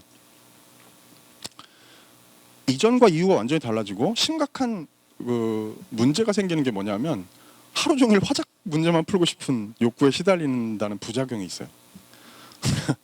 그렇습니다. 근데 제가 오해하실까 봐 말씀드리는데요. 여러분들이 이 얘기를 듣고 개기일식 수강 신청을 해요. 그래가지고 수강생 수가 제가 더 늘어나요. 제가 무슨 한 명당 얼마 돈을 더 받고 이런 거 없습니다. 아시죠? 무료 강의입니다. EBS. EBS 아이는 무료 강의. 저는요. 학생 부모님들 그거 아시나요? 학생들은 아는데 EBS 아이의 고등학생들 전국에 있는 학생들이 다 아이디가 있습니다. 맞죠? 있죠. 비번을 몰라. 그죠? 그냥 비번만 떠오르면 되는데 그래가지고 매번 재발급을 받아. 맞죠? 시험 앞두고 그때마다 매번 재발급을 받아요. 근데 어쨌든 아이디는 있습니다. 언젠가 아니요 부모님도 있으실 거예요 아이디. 그죠? 있는데 비번을 까먹어. 왜? 1년에 한두 번 들어갈까 말까니까. 근데 있잖아요. 다 무료 강의입니다. 경제적인 이득을 취하기 위한 게 아니라 안내라는 점 양해해 주세요. 이해해 주세요. 오해하지 마십시오. 그 다음에 수능 특강 화법과 작문. 자, 아직은 내년도 표지가 저 확정된 걸 못 받아가지고 이건 2024 표지였는데요. 수능 특강 화법과 작문은요. 아시겠지만 뭐 학생들은 아는데 독서하고 문학은 수능 특강이 절대적으로 아까 말씀드렸듯이 시험 범위야. 근데 화법과 작문은 솔직히 얘기하면 그대로 연계 출제되진 않아요.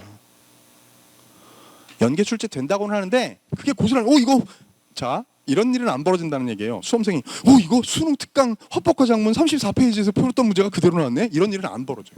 문학은 이거 현대시 적용 몇 번에서 내가 봤던 그 작품이 그대로 나왔네. 이게 나오는데. 근데 그러면 저걸 왜 풀어야 되느냐. 매년 새롭게 나오는 전국에 나오는 화법과 작문 문제집 중에 제일 좋은 문제집입니다. 왜?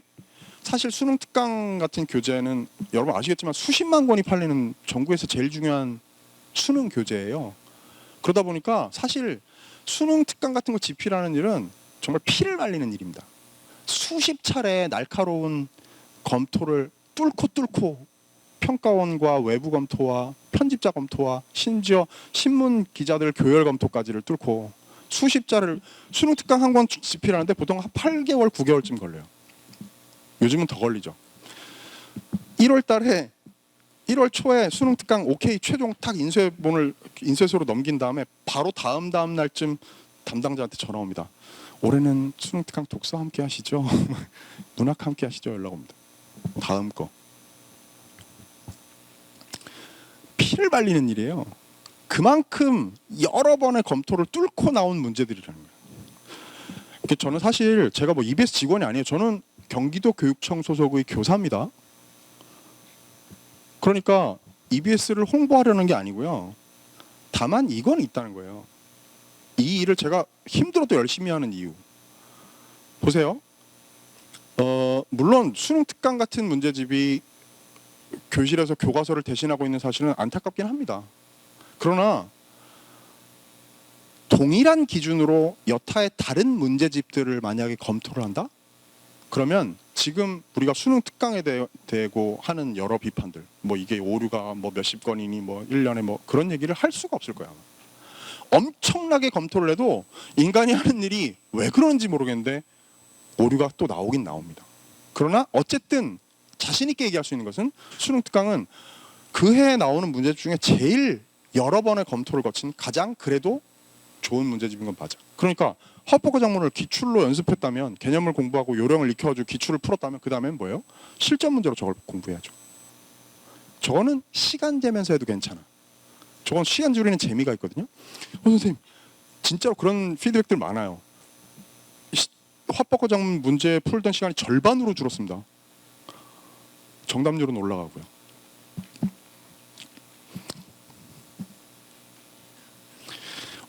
두 번째, 언어와 매체입니다. 빠밤. 좋아. 좋아요. 언어와 매체 개념이에요.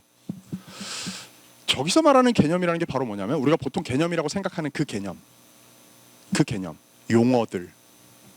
그래서 예를 들어 봅니다. 자, 저런 겁니다. 예를 들어서 한 자리 서술어, 두 자리 서술어, 세 자리 서술어 같은 것들 문법 배웠으니까 학생들이 끄덕끄덕 하죠. 저런 게 시험 문제에 나와요. 제가 교재에다 다 실어놨고요. 비슷한 예문들도 시험에 많이 나옵니다. 자, 직접 구성 요소 저런 거 교과서에 나오지는 않는 개념인데 개념 수능 개념 강의 같은 데는 교재는 제가 다뤄놓고 요게 그대로 평가원에 연계 출제돼. 그건 연계는 아니지. 개기일식에서 연계하는 건 아니니까. 그러나 그대로 고스란히 저런 개념들이 출제가 된 사례들이 많이 있습니다.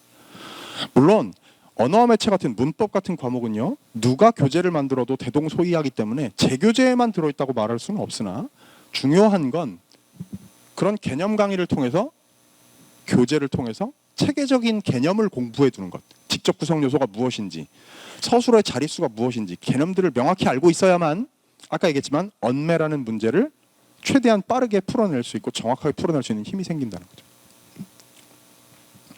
개기일식에 화작보다 좀 더 많은 강수가 필요합니다. 체계적인 공부를 해야 되니까 언매는 그래서 13강으로 배치해 나갔고요. 그 다음에 수능 특강 언어와 매체로 공부를 해나가야 돼요.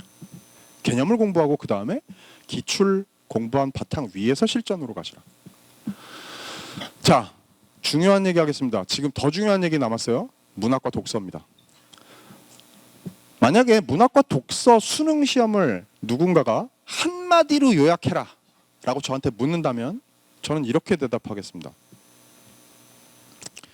네가 방금 글 읽었지? 그 글을 설명하는 문장을 내가 5개를 얘기해 볼게. 적절한 것과 적절하지 않은 것 골라볼 수 있겠니? 이게 결국 문학과 독서 수능 시험 문제 유일한 한 가지의 스타일이에요, 사실. 그러면 그걸 하기 위해서 뭐 해야 되냐? 독서는요? 빠밤! 좋아요, 좋다. 전략이 있어야 됩니다. 무턱대고 읽지 말아야 돼요. 자, 아까 말씀드렸던 링 위에 함부로 올라가지 말아야 되는 대표적인 과목이 바로 독서입니다. 저는요, 독서를 이렇게 얘기합니다. 독서 강의를 맨 처음에 이런 걸로 시작해요. 3박자가 맞아야 된다. 어떤 분야, 인문예술에서는 요새 어떤 분야의 소재들이 선택되고 문제들이 주로 어떻게 출제된다라는 분야에 따른 경향을 알아야 되고요. 그 다음에 그 지문의 스타일들이 있어요. 뭐 변천을 뼈대로 하는 글이냐, 비교를 뼈대로 하는 글들이냐, 그거에 따라서 사실은 문제 출제 요소들이 결정됩니다. 무슨 얘기냐? 자, 예를 들어 어떤 정년된 지문만 놓고 출제 전문가에게 10명에게 지문을 나눠주면서 여기서 3문제씩을 내보세요 하잖아요.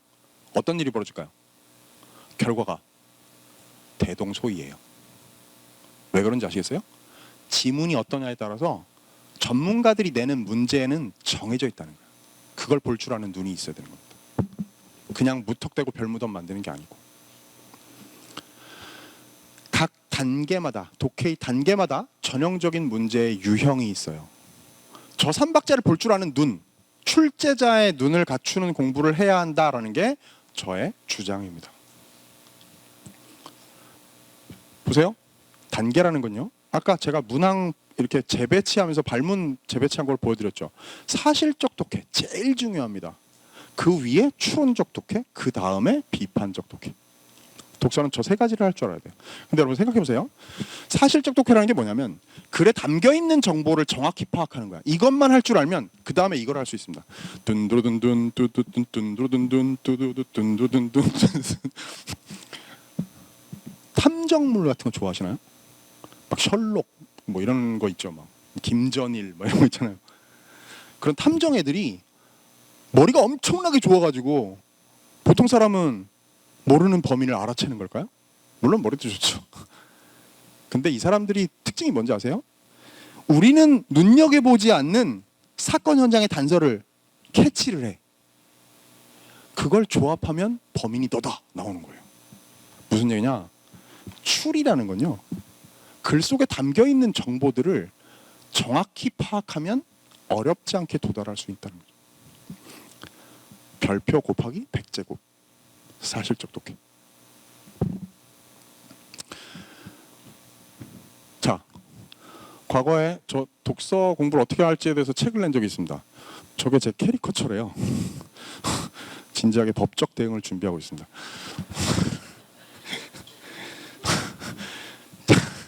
잠깐 머리를 써보겠습니다. 자, 그 책에 있는 내용 제가 캡처해서 보여드리는데요. 이거 과거에 꽤 오래전이긴 합니다만 수능 문제입니다. 잘 보세요. 지문 기억 니은 디귿 리을 밑줄을 그어놓은 거예요. 지문에다가 그래놓고 이 글의 기억에서 미음의 내용과 일치하지 않는 걸 골라라 이런 문제가 나왔어요. 근데 1번 선지 한번 볼까요? 기억과 1번 선지가 같은 내용인지를 판단하는 겁니다. 보세요. 저게 지금 뭐 칸트하고 쇼펜하우어 나왔던 철학 지문인데 봅니다. 대상의 개념이나 용도 및 현존으로부터의 완전한 거리두기라는 데 밑줄을 그어놓고 1번 선지 보겠습니다. 대상에 대한 지식이나 대상의 유용성, 실제 여부 등에 대한 관심을 철저히 도외시하는 심리적 태도. 눈에 보이십니까? 제가 저기에다 뭘 해놨죠? 대응되는 말들의 같은 색깔로 링크를 해봤어요. 보이시죠? 자, 개념, 지식, 용도, 유용성, 현존, 실제, 완전한 철저히 거리두기 도외시하는 심리적 태도. 보이십니까? 출제자가 하는 일이라는 게 저런 거라는 거예요. 기억을 1번 선지처럼 바꾸었을 때 의미의 훼손이나 변형이 있는지를 너희가 판단할 수 있겠니? 저게 바로 뭡니까? 사실적 독해. 지문의 내용을 정확하게 이해했다면 저 두 가지가 동일한 진술로 간주될 수 있을 거라는 판단을 할 줄 아는 것. 추론적 독해는 이런 겁니다. 이거 제가 과거에 수능 완성 집필했을 때인데 저 문제 기출문제집에서 본 적 있죠, 학생들은. 동물의 이동에 관련된 지문을 제가 막 사실 비문학 독서 집필하려면 힘듭니다. 막 도서관에 살아야 되고요. 책을 전공서도 이렇게 쌓아놓고 막 과학 공부를 막 해가지고 지문을 만들어 이렇게 다듬고 해가지고 수능 완성에 수록했는데 그게 평가원에서 팍 연계 출제했어요. 저는 세 장을 천막으로 가렸다가 확 그 새 방향 감각을 잃게 한 다음에 여는 문제로 냈는데 평가원에서는 병아리를 저 상자에다 놓는 문제로 바꿨어요. 저게 추론 문제입니다. 동물의 이동의 원리에 관한 과학 지문을 읽고 이 사례에다 적용해 보는 거. 이게 추론이에요. 글 속에서 병아리 설명을 한 적은 없으니까. 글에 안 나온 정보를 미뤄 짐작하는 거. 김전일이 하는 거. 철록이 하는 거. 이것도 제가 수능 완성에 물리학 지문이었는데 그때 가군동량 보존 법칙에 관련된 지문을 열심히 깎고 다듬어서 고스란히 연계 출제됐어요. 저는 우산 끝에다가 살 끝에다가 추를 매달아서 회전시키는 문제로 만들었는데 다이빙 선수의 문제로 원리 똑같습니다. 제가 이런 사람입니다. 믿으셔도 돼요. 출제자의 눈을 갖추어야 된다. 어떻게 하면 갖출 수 있느냐를 설명드린 겁니다. 2024 수능 문제인데요. 독서의 트렌드 가운데 아까 제가 처음에 언급했던 인문예술 파트에서 나오고 있는 가나 지문, 복합 지문입니다. 여러분 아셔야 되는 게 이게 있어요. 인문 지문은요. 철학은 관점의 문제거든. 자, 부모님들 잠깐 옛날 생각 한번 해볼까요? 문과 쪽에 대학을 가잖아요. 그러면 대학에 인문학의 뿌리가 아시다시피 문학과 역사학과 철학이잖아요. 그죠? 근데 문학하는 친구들은 문학 쪽의 학과 애들은 문사철 이렇게 불러요. 사학과 애들은 사문철 이렇게 부릅니다. 철학과 애들은 철사문 이래요. 지들이 제일 앞에 두는 거지 맨날. 근데 생각해 보세요. 저는 문사철이라고 생각합니다. 근데 문사철 가운데 문학은 수능에서는 문학으로 따로 17문제 푸죠. 그러면 인문학의 뿌리가 문사철인데 문학 빼고 나면 뭐 남아요? 문학보다 덜 중요한 두 명이 남겠지. 누구요? 역사학과 철학이에요. 그래서 수능 독서의 인문 지문은 뭐가 중심이에요? 역사하고 철학입니다. 저게 역사하고 철학을 믹싱해 놓은 문제예요. 지문입니다. 그런데 보세요. 저 2024 수능 지금 기출 풀어본 열심히 공부하는 학생들이 있을 건데 저 지문이 거의 제일 어려웠거든요. 엄청 복잡했던 이유가 뭔지 아세요? 노자의 도의 개념 글 속에 있는 거 파악해야 됩니다. 그거에 대한 한비자의 견해, 그 다음에 송, 원, 명, 청 각각 학자들 하나씩의 즉 총 문제 다 푸는데 6명의 견해의 공통점과 차이점을 이해해야만 문제가 풀려. 엄청 복잡해요. 관점에 대한 정확한 독해, 교통정리 이게 핵심이 됩니다. 그리고 가와 나를 묶어 놓으니까 이렇게 가와 나를 묶어서 묻는 문제가 출제된다라는 것이 독서의 트렌드예요. 개기일식에 가면 제가 저렇게 재밌는 제목들로 독서의 기초를 잡을 수 있게 해놓았습니다. 그럼 어떻게 해야 된다? 계길식에 10강에서 20강, 11강으로 11강으로 해놨는데요. 독서의 개념을 잡고 그 다음에 아까 말씀드렸습니다만 수능 특강과 수능 완성, 시험 범위에 해당되는, 다시 한번 강조하죠. 2024 수능은요. 수능 특강 독서에서 4개의 지문이 전부 내용적으로 연계 출제됐다고 했습니다. 지문이 다 공부했던 내용으로 나왔어. 근데 보세요. 여기서 아셔야 되는 게 이겁니다. 수특에 있는 지문을 내용을 고스란히 퍼다가 지문을 만들어도요. 평가원은 자신이 있는 거야. 자, 시험 범위에 해당되는 데에서 다 내줄게. 낯선 지문 안 배운 거 뭐 이렇게 투덜대지 않게 만들어 줄게. 대신 되게 어렵게 물을 거다. 각오해. 어렵게 물어. 아는 글로 어렵게 묻는 방식입니다. 대비해야 되겠죠. 문학입니다. 빠밤. 마지막인데 연계가 핵심이에요. 자, 보세요. 올해 2024 수능에 정급별의 시 가지가 담을 넘을 때라는 시가 연계 출제됐습니다. 그 세트 수능 특강에 누가 집필했느냐? 제가 집필했습니다. 저 사실 생각해 보세요. 저 학교 교사거든요. 학교에서 기숙사 부장을 맡고 있습니다. 열심히 일해요. 학교에서 교사로 근무하고요. 퇴근 후에 밤에 늦게 EBS 강의 녹화 스케줄 소화해야 되고요. 수능 특강, 수능 완성 같은 연계 교재 집필하죠. 기타 뭐 교과서도 집필하고 여러 가지 일들을 합니다. 자, 아까 말씀드렸듯이 수능 특강 집필하는 일들은 되게 힘들고 귀찮은 일이에요. 근데 오랜 세월 놓지 않고 힘들어도 여러 가지의 일들, 특히나 저런 일들을 놓지 않고 하는 이유는 뭔지 아세요? 제가 워낙 학생들, 강의 들어보는 학생들은 알겠지만 시를 좋아합니다. 그래서 저는 진짜 짜릿한 순간이 뭐냐면요.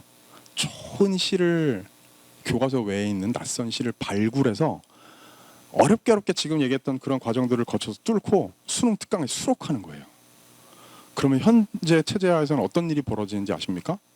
전국의 고3 교실에서 그 아름다운 시가 울려 퍼져요. 아, 미치겠어. 옛날에 수능 특강에 박성우의 두꺼비라는 시를 실었던 적이 있습니다. 혹시 나중에 학생들 찾아보세요. 박성우 두꺼비 해가지고 검색해서 한번 그 시를 읽어보십시오. 완전히 낯선 시였는데 제가 그거 수능 특강에다 수록했거든요. 이렇게 그때 이제 각 지역 돌아다니면서 이렇게 이런 얘기하다가 박성우의 두꺼비 그러면 그때 고3 학생들이 아 이랬어요. 그때가 잊히지가 않습니다. 저는 아 이러던 그. 자, 다시 한번 말씀드릴게요. 수능 특강에서 공부를 했다. 근데 시험지에 이게 인쇄되어 있어요. 그럼 이걸 읽고 이해하고 감상할 시간이 통째로 절약되는 거예요. 그럼 그 시간을 다 오버슈팅에 써야죠. 만유 인력에다 써야 되고. 저게 제가 냈던 출제 요소가 고스란히 연계된 수능 문제였고요. 그 한 번이 아닙니다. 또 이건 더 옛날 건데 최두석의 낡은 집이라는 시도 제가 저거 그때 연계 교재다 실었더니 떡하니 연계 출제 빡 돼가지고요. 저 빨간 줄 그어놓은 게 제가 냈던 선지를 고스란히 그대로 연계 출제한 그런 문제였습니다. 제가 이런 사람입니다. 자, 연계에 관해서 꿀팁을 드리겠습니다. 현대시는 좀 전에 보셨듯이 전문을 다 읽고 공부해서 내가 잘 알고 있는 게 시험에 나오겠죠. 근데 고전 시간 얘기가 좀 달라요. 연시조나 가사의 경우 선생님 수능 특강에 연시조가 1수, 3수, 5수, 7수가 수록돼 있었는데요. 만약에 연계 출제되면서 2수, 4수, 6수, 8수가 나오면 어떻게 되죠? 그렇게까지는 안 해. 연계 출제를 할 때요. 만약에 수특에서 1, 3, 5, 7수가 있었잖아요. 그러면 연계 출제할 때 이런 식으로 해. 1수, 2수, 3수, 4수, 뭐 6수 뭐 이런 식으로 겹치게 일부. 보통 그렇게 하거든요. 그런데 선생님 그러면 안 배운 수를 다 공부해놔야 되잖아요. 어떡하죠? 걱정하지 마. 필요하다면 강의에서 다루어주고 또 뭐 추가 뭐 사용 설명서니 이런 데 다 수록돼 있고 공부 실제로 안 한 수가 나와도 괜찮아. 왠지 아니? 거기 들어있는 소세지가 저기 들어있는 소세지고 여기 들어있는 단무지가 저기 들어있는 단무지야. 결국 그 시에 화자의 정서, 시적 상황 유지된다는 거죠. 부분을 공부해도 다른 대목이 연계되는 것도 충분히 그걸 돌파할 수 있다는 얘기입니다. 자, 소설도요. 다른 대목이 연계 출제돼. 연계 작품은 똑같은데 다른 대목이 나와요. 일부 겹칩니다. 다른 대목이 나오더라도 그 뱀이 그 뱀이에요. 여기서 이만큼을 보든 이만큼을 보든 똑같은 뱀입니다. 그 주인공의 성격, 중심 갈등, 핵심 사건의 전개 이것들을 공부해두면 연계를 제대로 공부하는 것은 엄청난 도움이 된다. 전체 수능 가운데 제일 중요한 과목은 국어고요. 국어 중에 제일 연계가 뚜렷하게 되는 과목은 문학이고요. 문학을 핵심적으로 잡기 위해서 해야 되는 가장 중요한 일은 연계에 대한 대비입니다. 아시겠죠?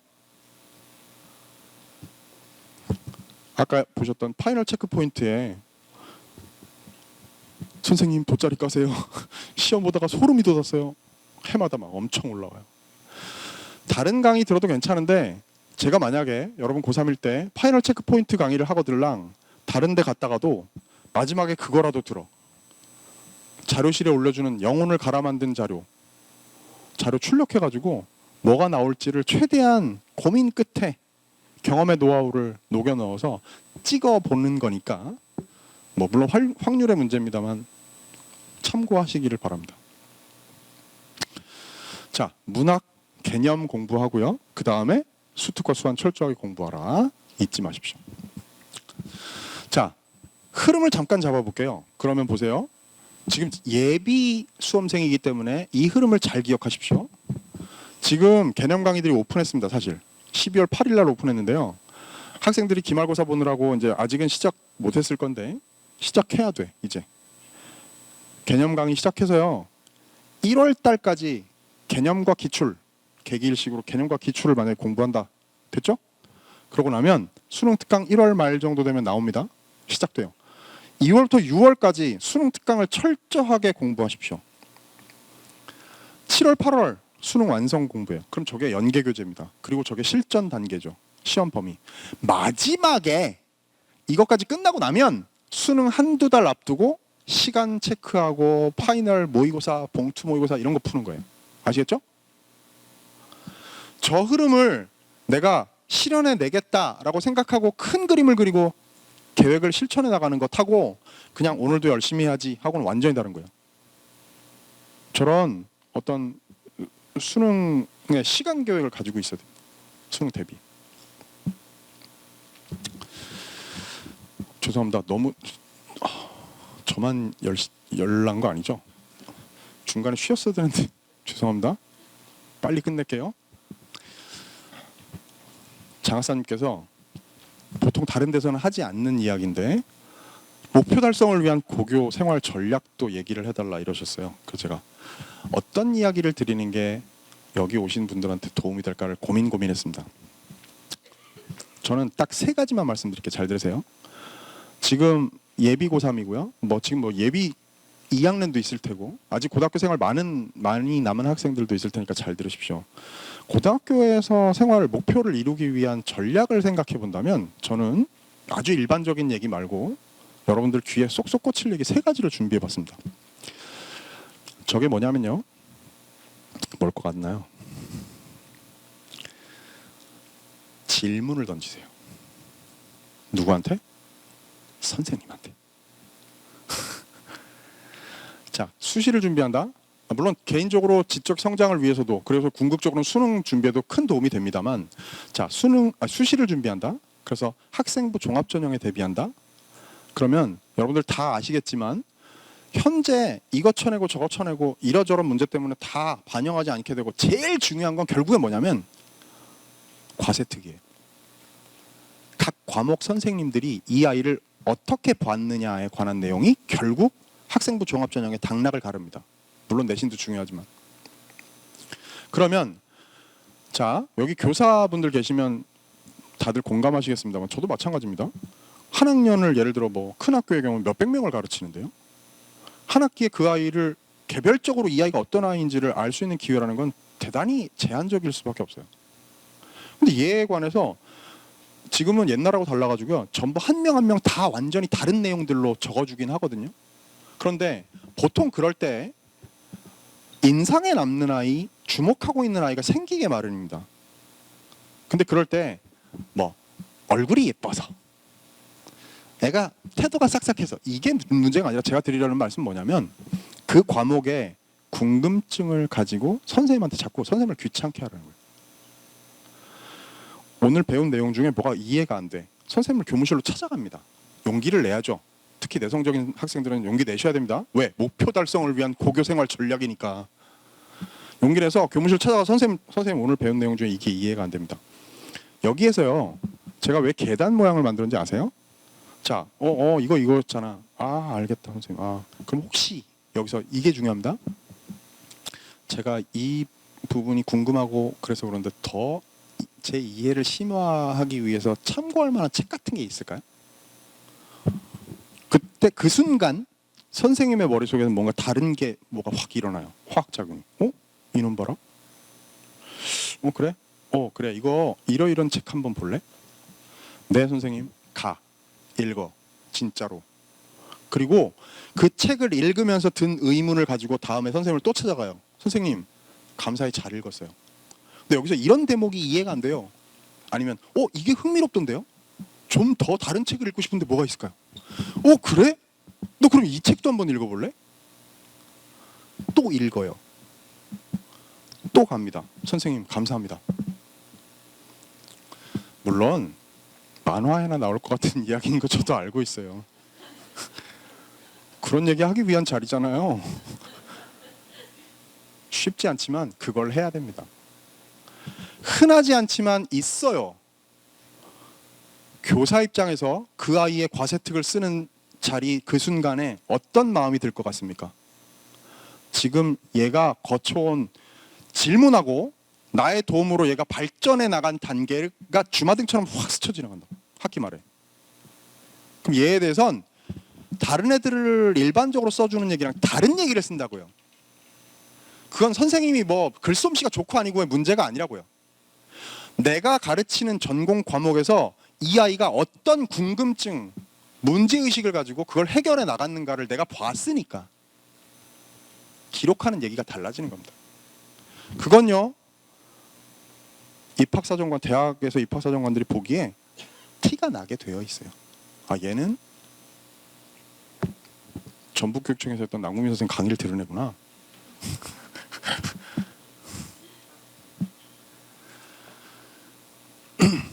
두 번째 요령입니다. 엮으세요. 번져나가게 만드십시오. 겹치는 부분이 뭔지를 찾으세요. 무슨 얘기냐? 자,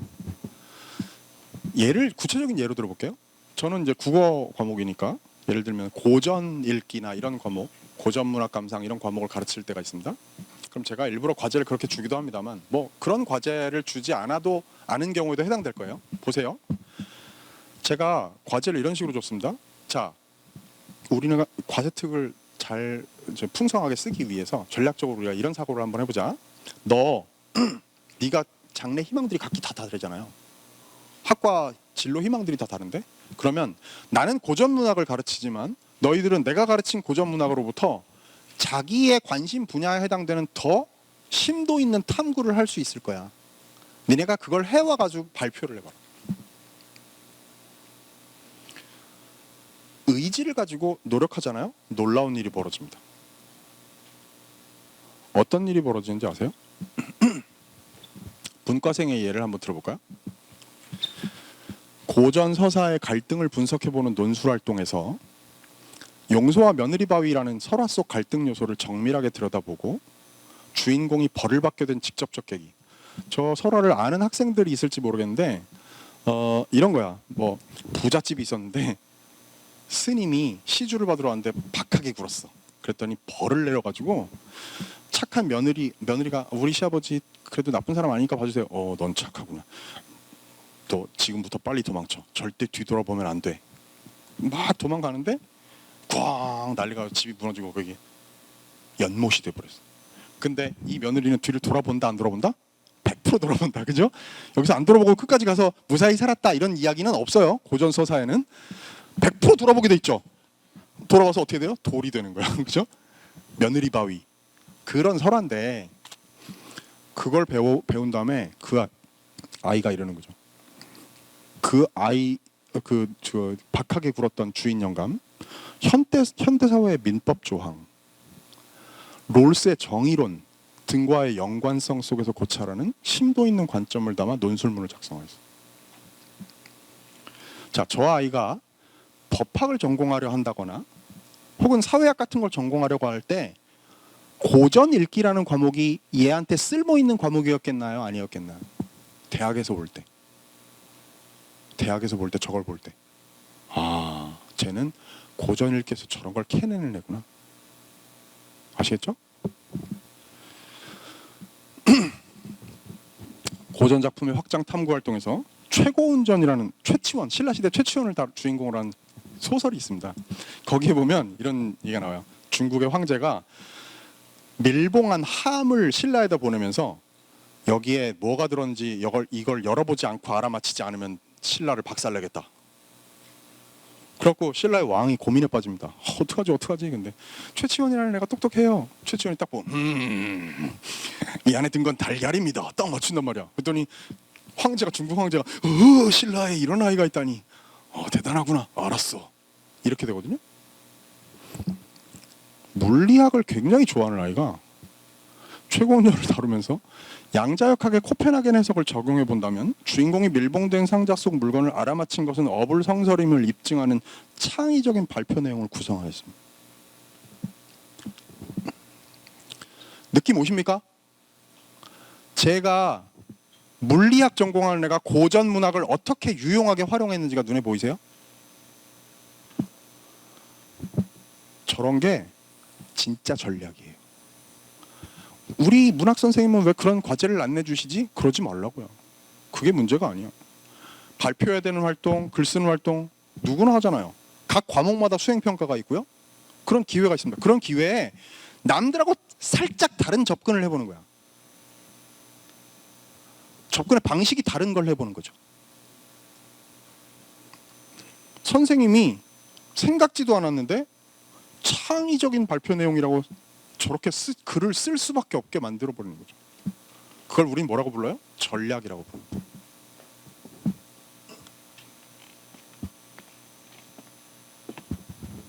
세 번째, 저게요. 꽤 오래전이긴 합니다만 2012학년도 보이시죠 이게? 그해 이게 이제 어떤 수학 선생님의 교육대학원 논문에 나오는 내용인데 실제 어떤 학생의 성적입니다. 이게 수학 성적. 근데 보세요. 이 아이가 고3 때 7월달 인천시학평에서 100분위가 58 등급 4등급이었어요. 9월달에 65% 4등급이었습니다. 10월달에 82% 3등급으로 올라가고 대학 수학능력시험 11월달에 91로 2등급에 들어가요. 몇 달 안에 저런 일이 벌어졌습니다. 그래서 그 수학 선생님의 논문에 저 아이가 등장해요. 실제로 저거 보이시죠? 성적 통지표에 91% 2등급. 이 아이가 그 논문의 내용이 그겁니다. 이 아이가 어떻게 저런 눈부신 성장을 했느냐. 결론이 뭔지 아세요? 이 아이는요. 철저하게 자신의 오류를, 실수를 차단해 나갔답니다. 별거 아니네요. 뻔한 얘기네요. 뻔해요. 근데 그걸 합니까? 학생들에게 묻겠습니다. 오답노트 진짜 열심히 하나요? 만들지. 어디 문구점 가지고 제일 예쁜 노트로 막 만들어도 맨 처음에 꿈이지. 오답노트 막 처음에 한두 번은 막 몇 장은 막 12가지 색깔 놓고 막 꿈이지. 끝이잖아. 맞죠? 그리고 국어, 제 과목이 국어니까 선생님 국어도 오답노트 만들어야 되나? 만들지 마. 지문을 어떻게 하려고 그래. 오래 붙이면 되잖아요. 선생님. 뒷장에 틀린 건 어떻게 할 건데. 만들지 마. 국어는 그런 과목이 아니야. 요약 정리합니다. 첫 번째, 질문하고 독서하고 발전하라. 두 번째, 서로 엮어라. 세 번째, 실수를 차단하라.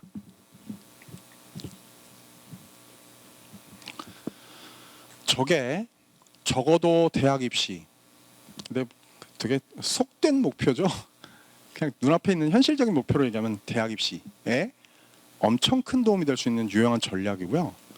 좀 더 그럴듯하게 거창하게 이야기하자면 고등학교 생활을 진짜 성공적으로 해서 인생이 달라질 수 있는 자기의 지적, 정서적, 문화적 성장을 가져올 수 있는 핵심 전략입니다.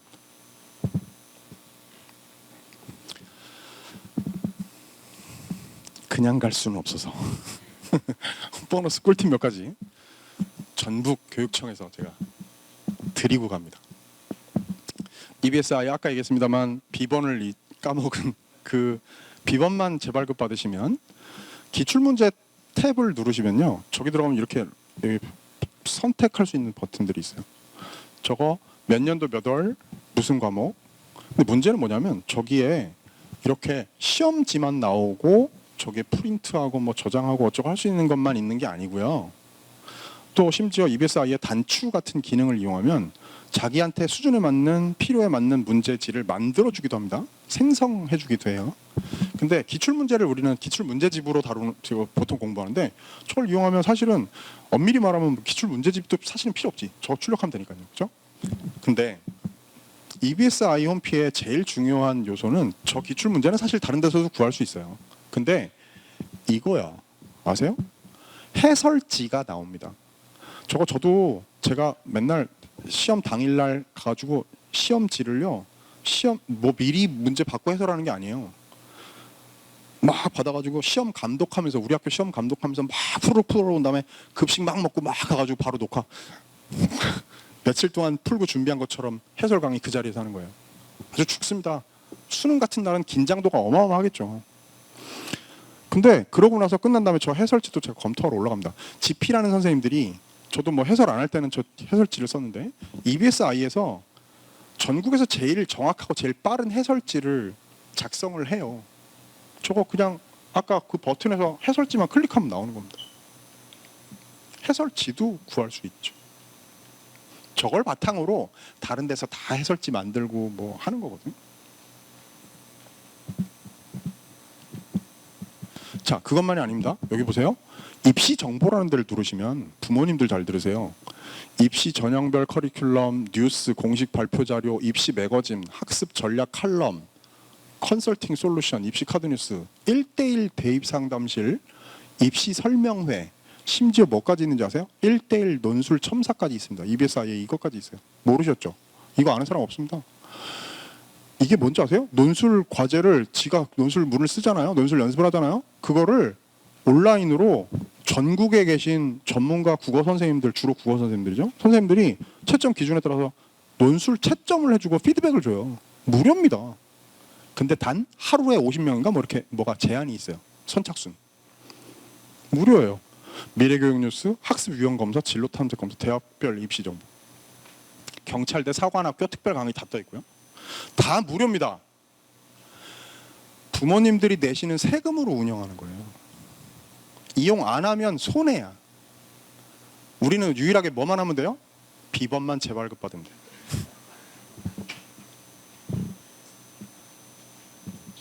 자, 부모님들 있잖아요. 이런 얘기, 아까 말씀드렸던 여기에 입시 설명이라는 걸 클릭해 보세요.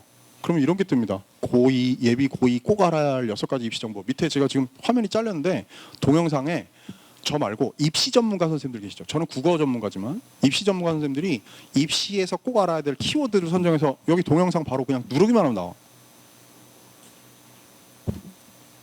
그러니까 잘 이용하시라는 거죠. 우리의 세금으로 운영되는 사이트.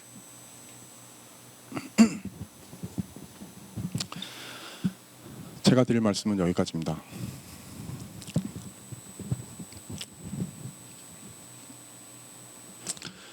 웬 노인의 뒷모습이 보입니다. 파블로 카잘스라는 분인데요. 저는 클래식 음악을 잘 모릅니다만 세계 최고의 명실공히 세계 최고의 첼리스트였다고 하더라고요. 아시는 분들도 있을 겁니다. 생몰 연대를 잠깐 볼까요? 1876년, 1973년. 거의 100년을 사셨어요. 그죠? 그런데 카잘스 씨가 90세가 넘어서 돌아가시기 직전까지도 매일 3시간씩 첼로 연습을 했답니다. 세계 최고의 첼리스트가 90이 넘은 나이에 매일 3시간씩 첼로 연습을 했대요. 그래서 어느 날 애송이 신문 기자가 인터뷰를 하면서 질문했답니다. 카잘스 씨, 당신은 자타공인 세계 최고의 첼리스트인데 그 노령에 뭐하러 그렇게 하루에 3시간씩 꼬박꼬박 연습을 하십니까? 그랬더니 카잘스 씨가 뭐라고 대답했는지 아십니까?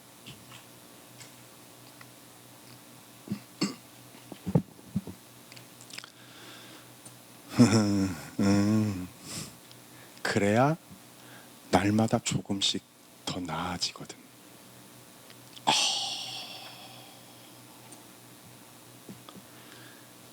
우리는 이런 걸 경지라고 부릅니다.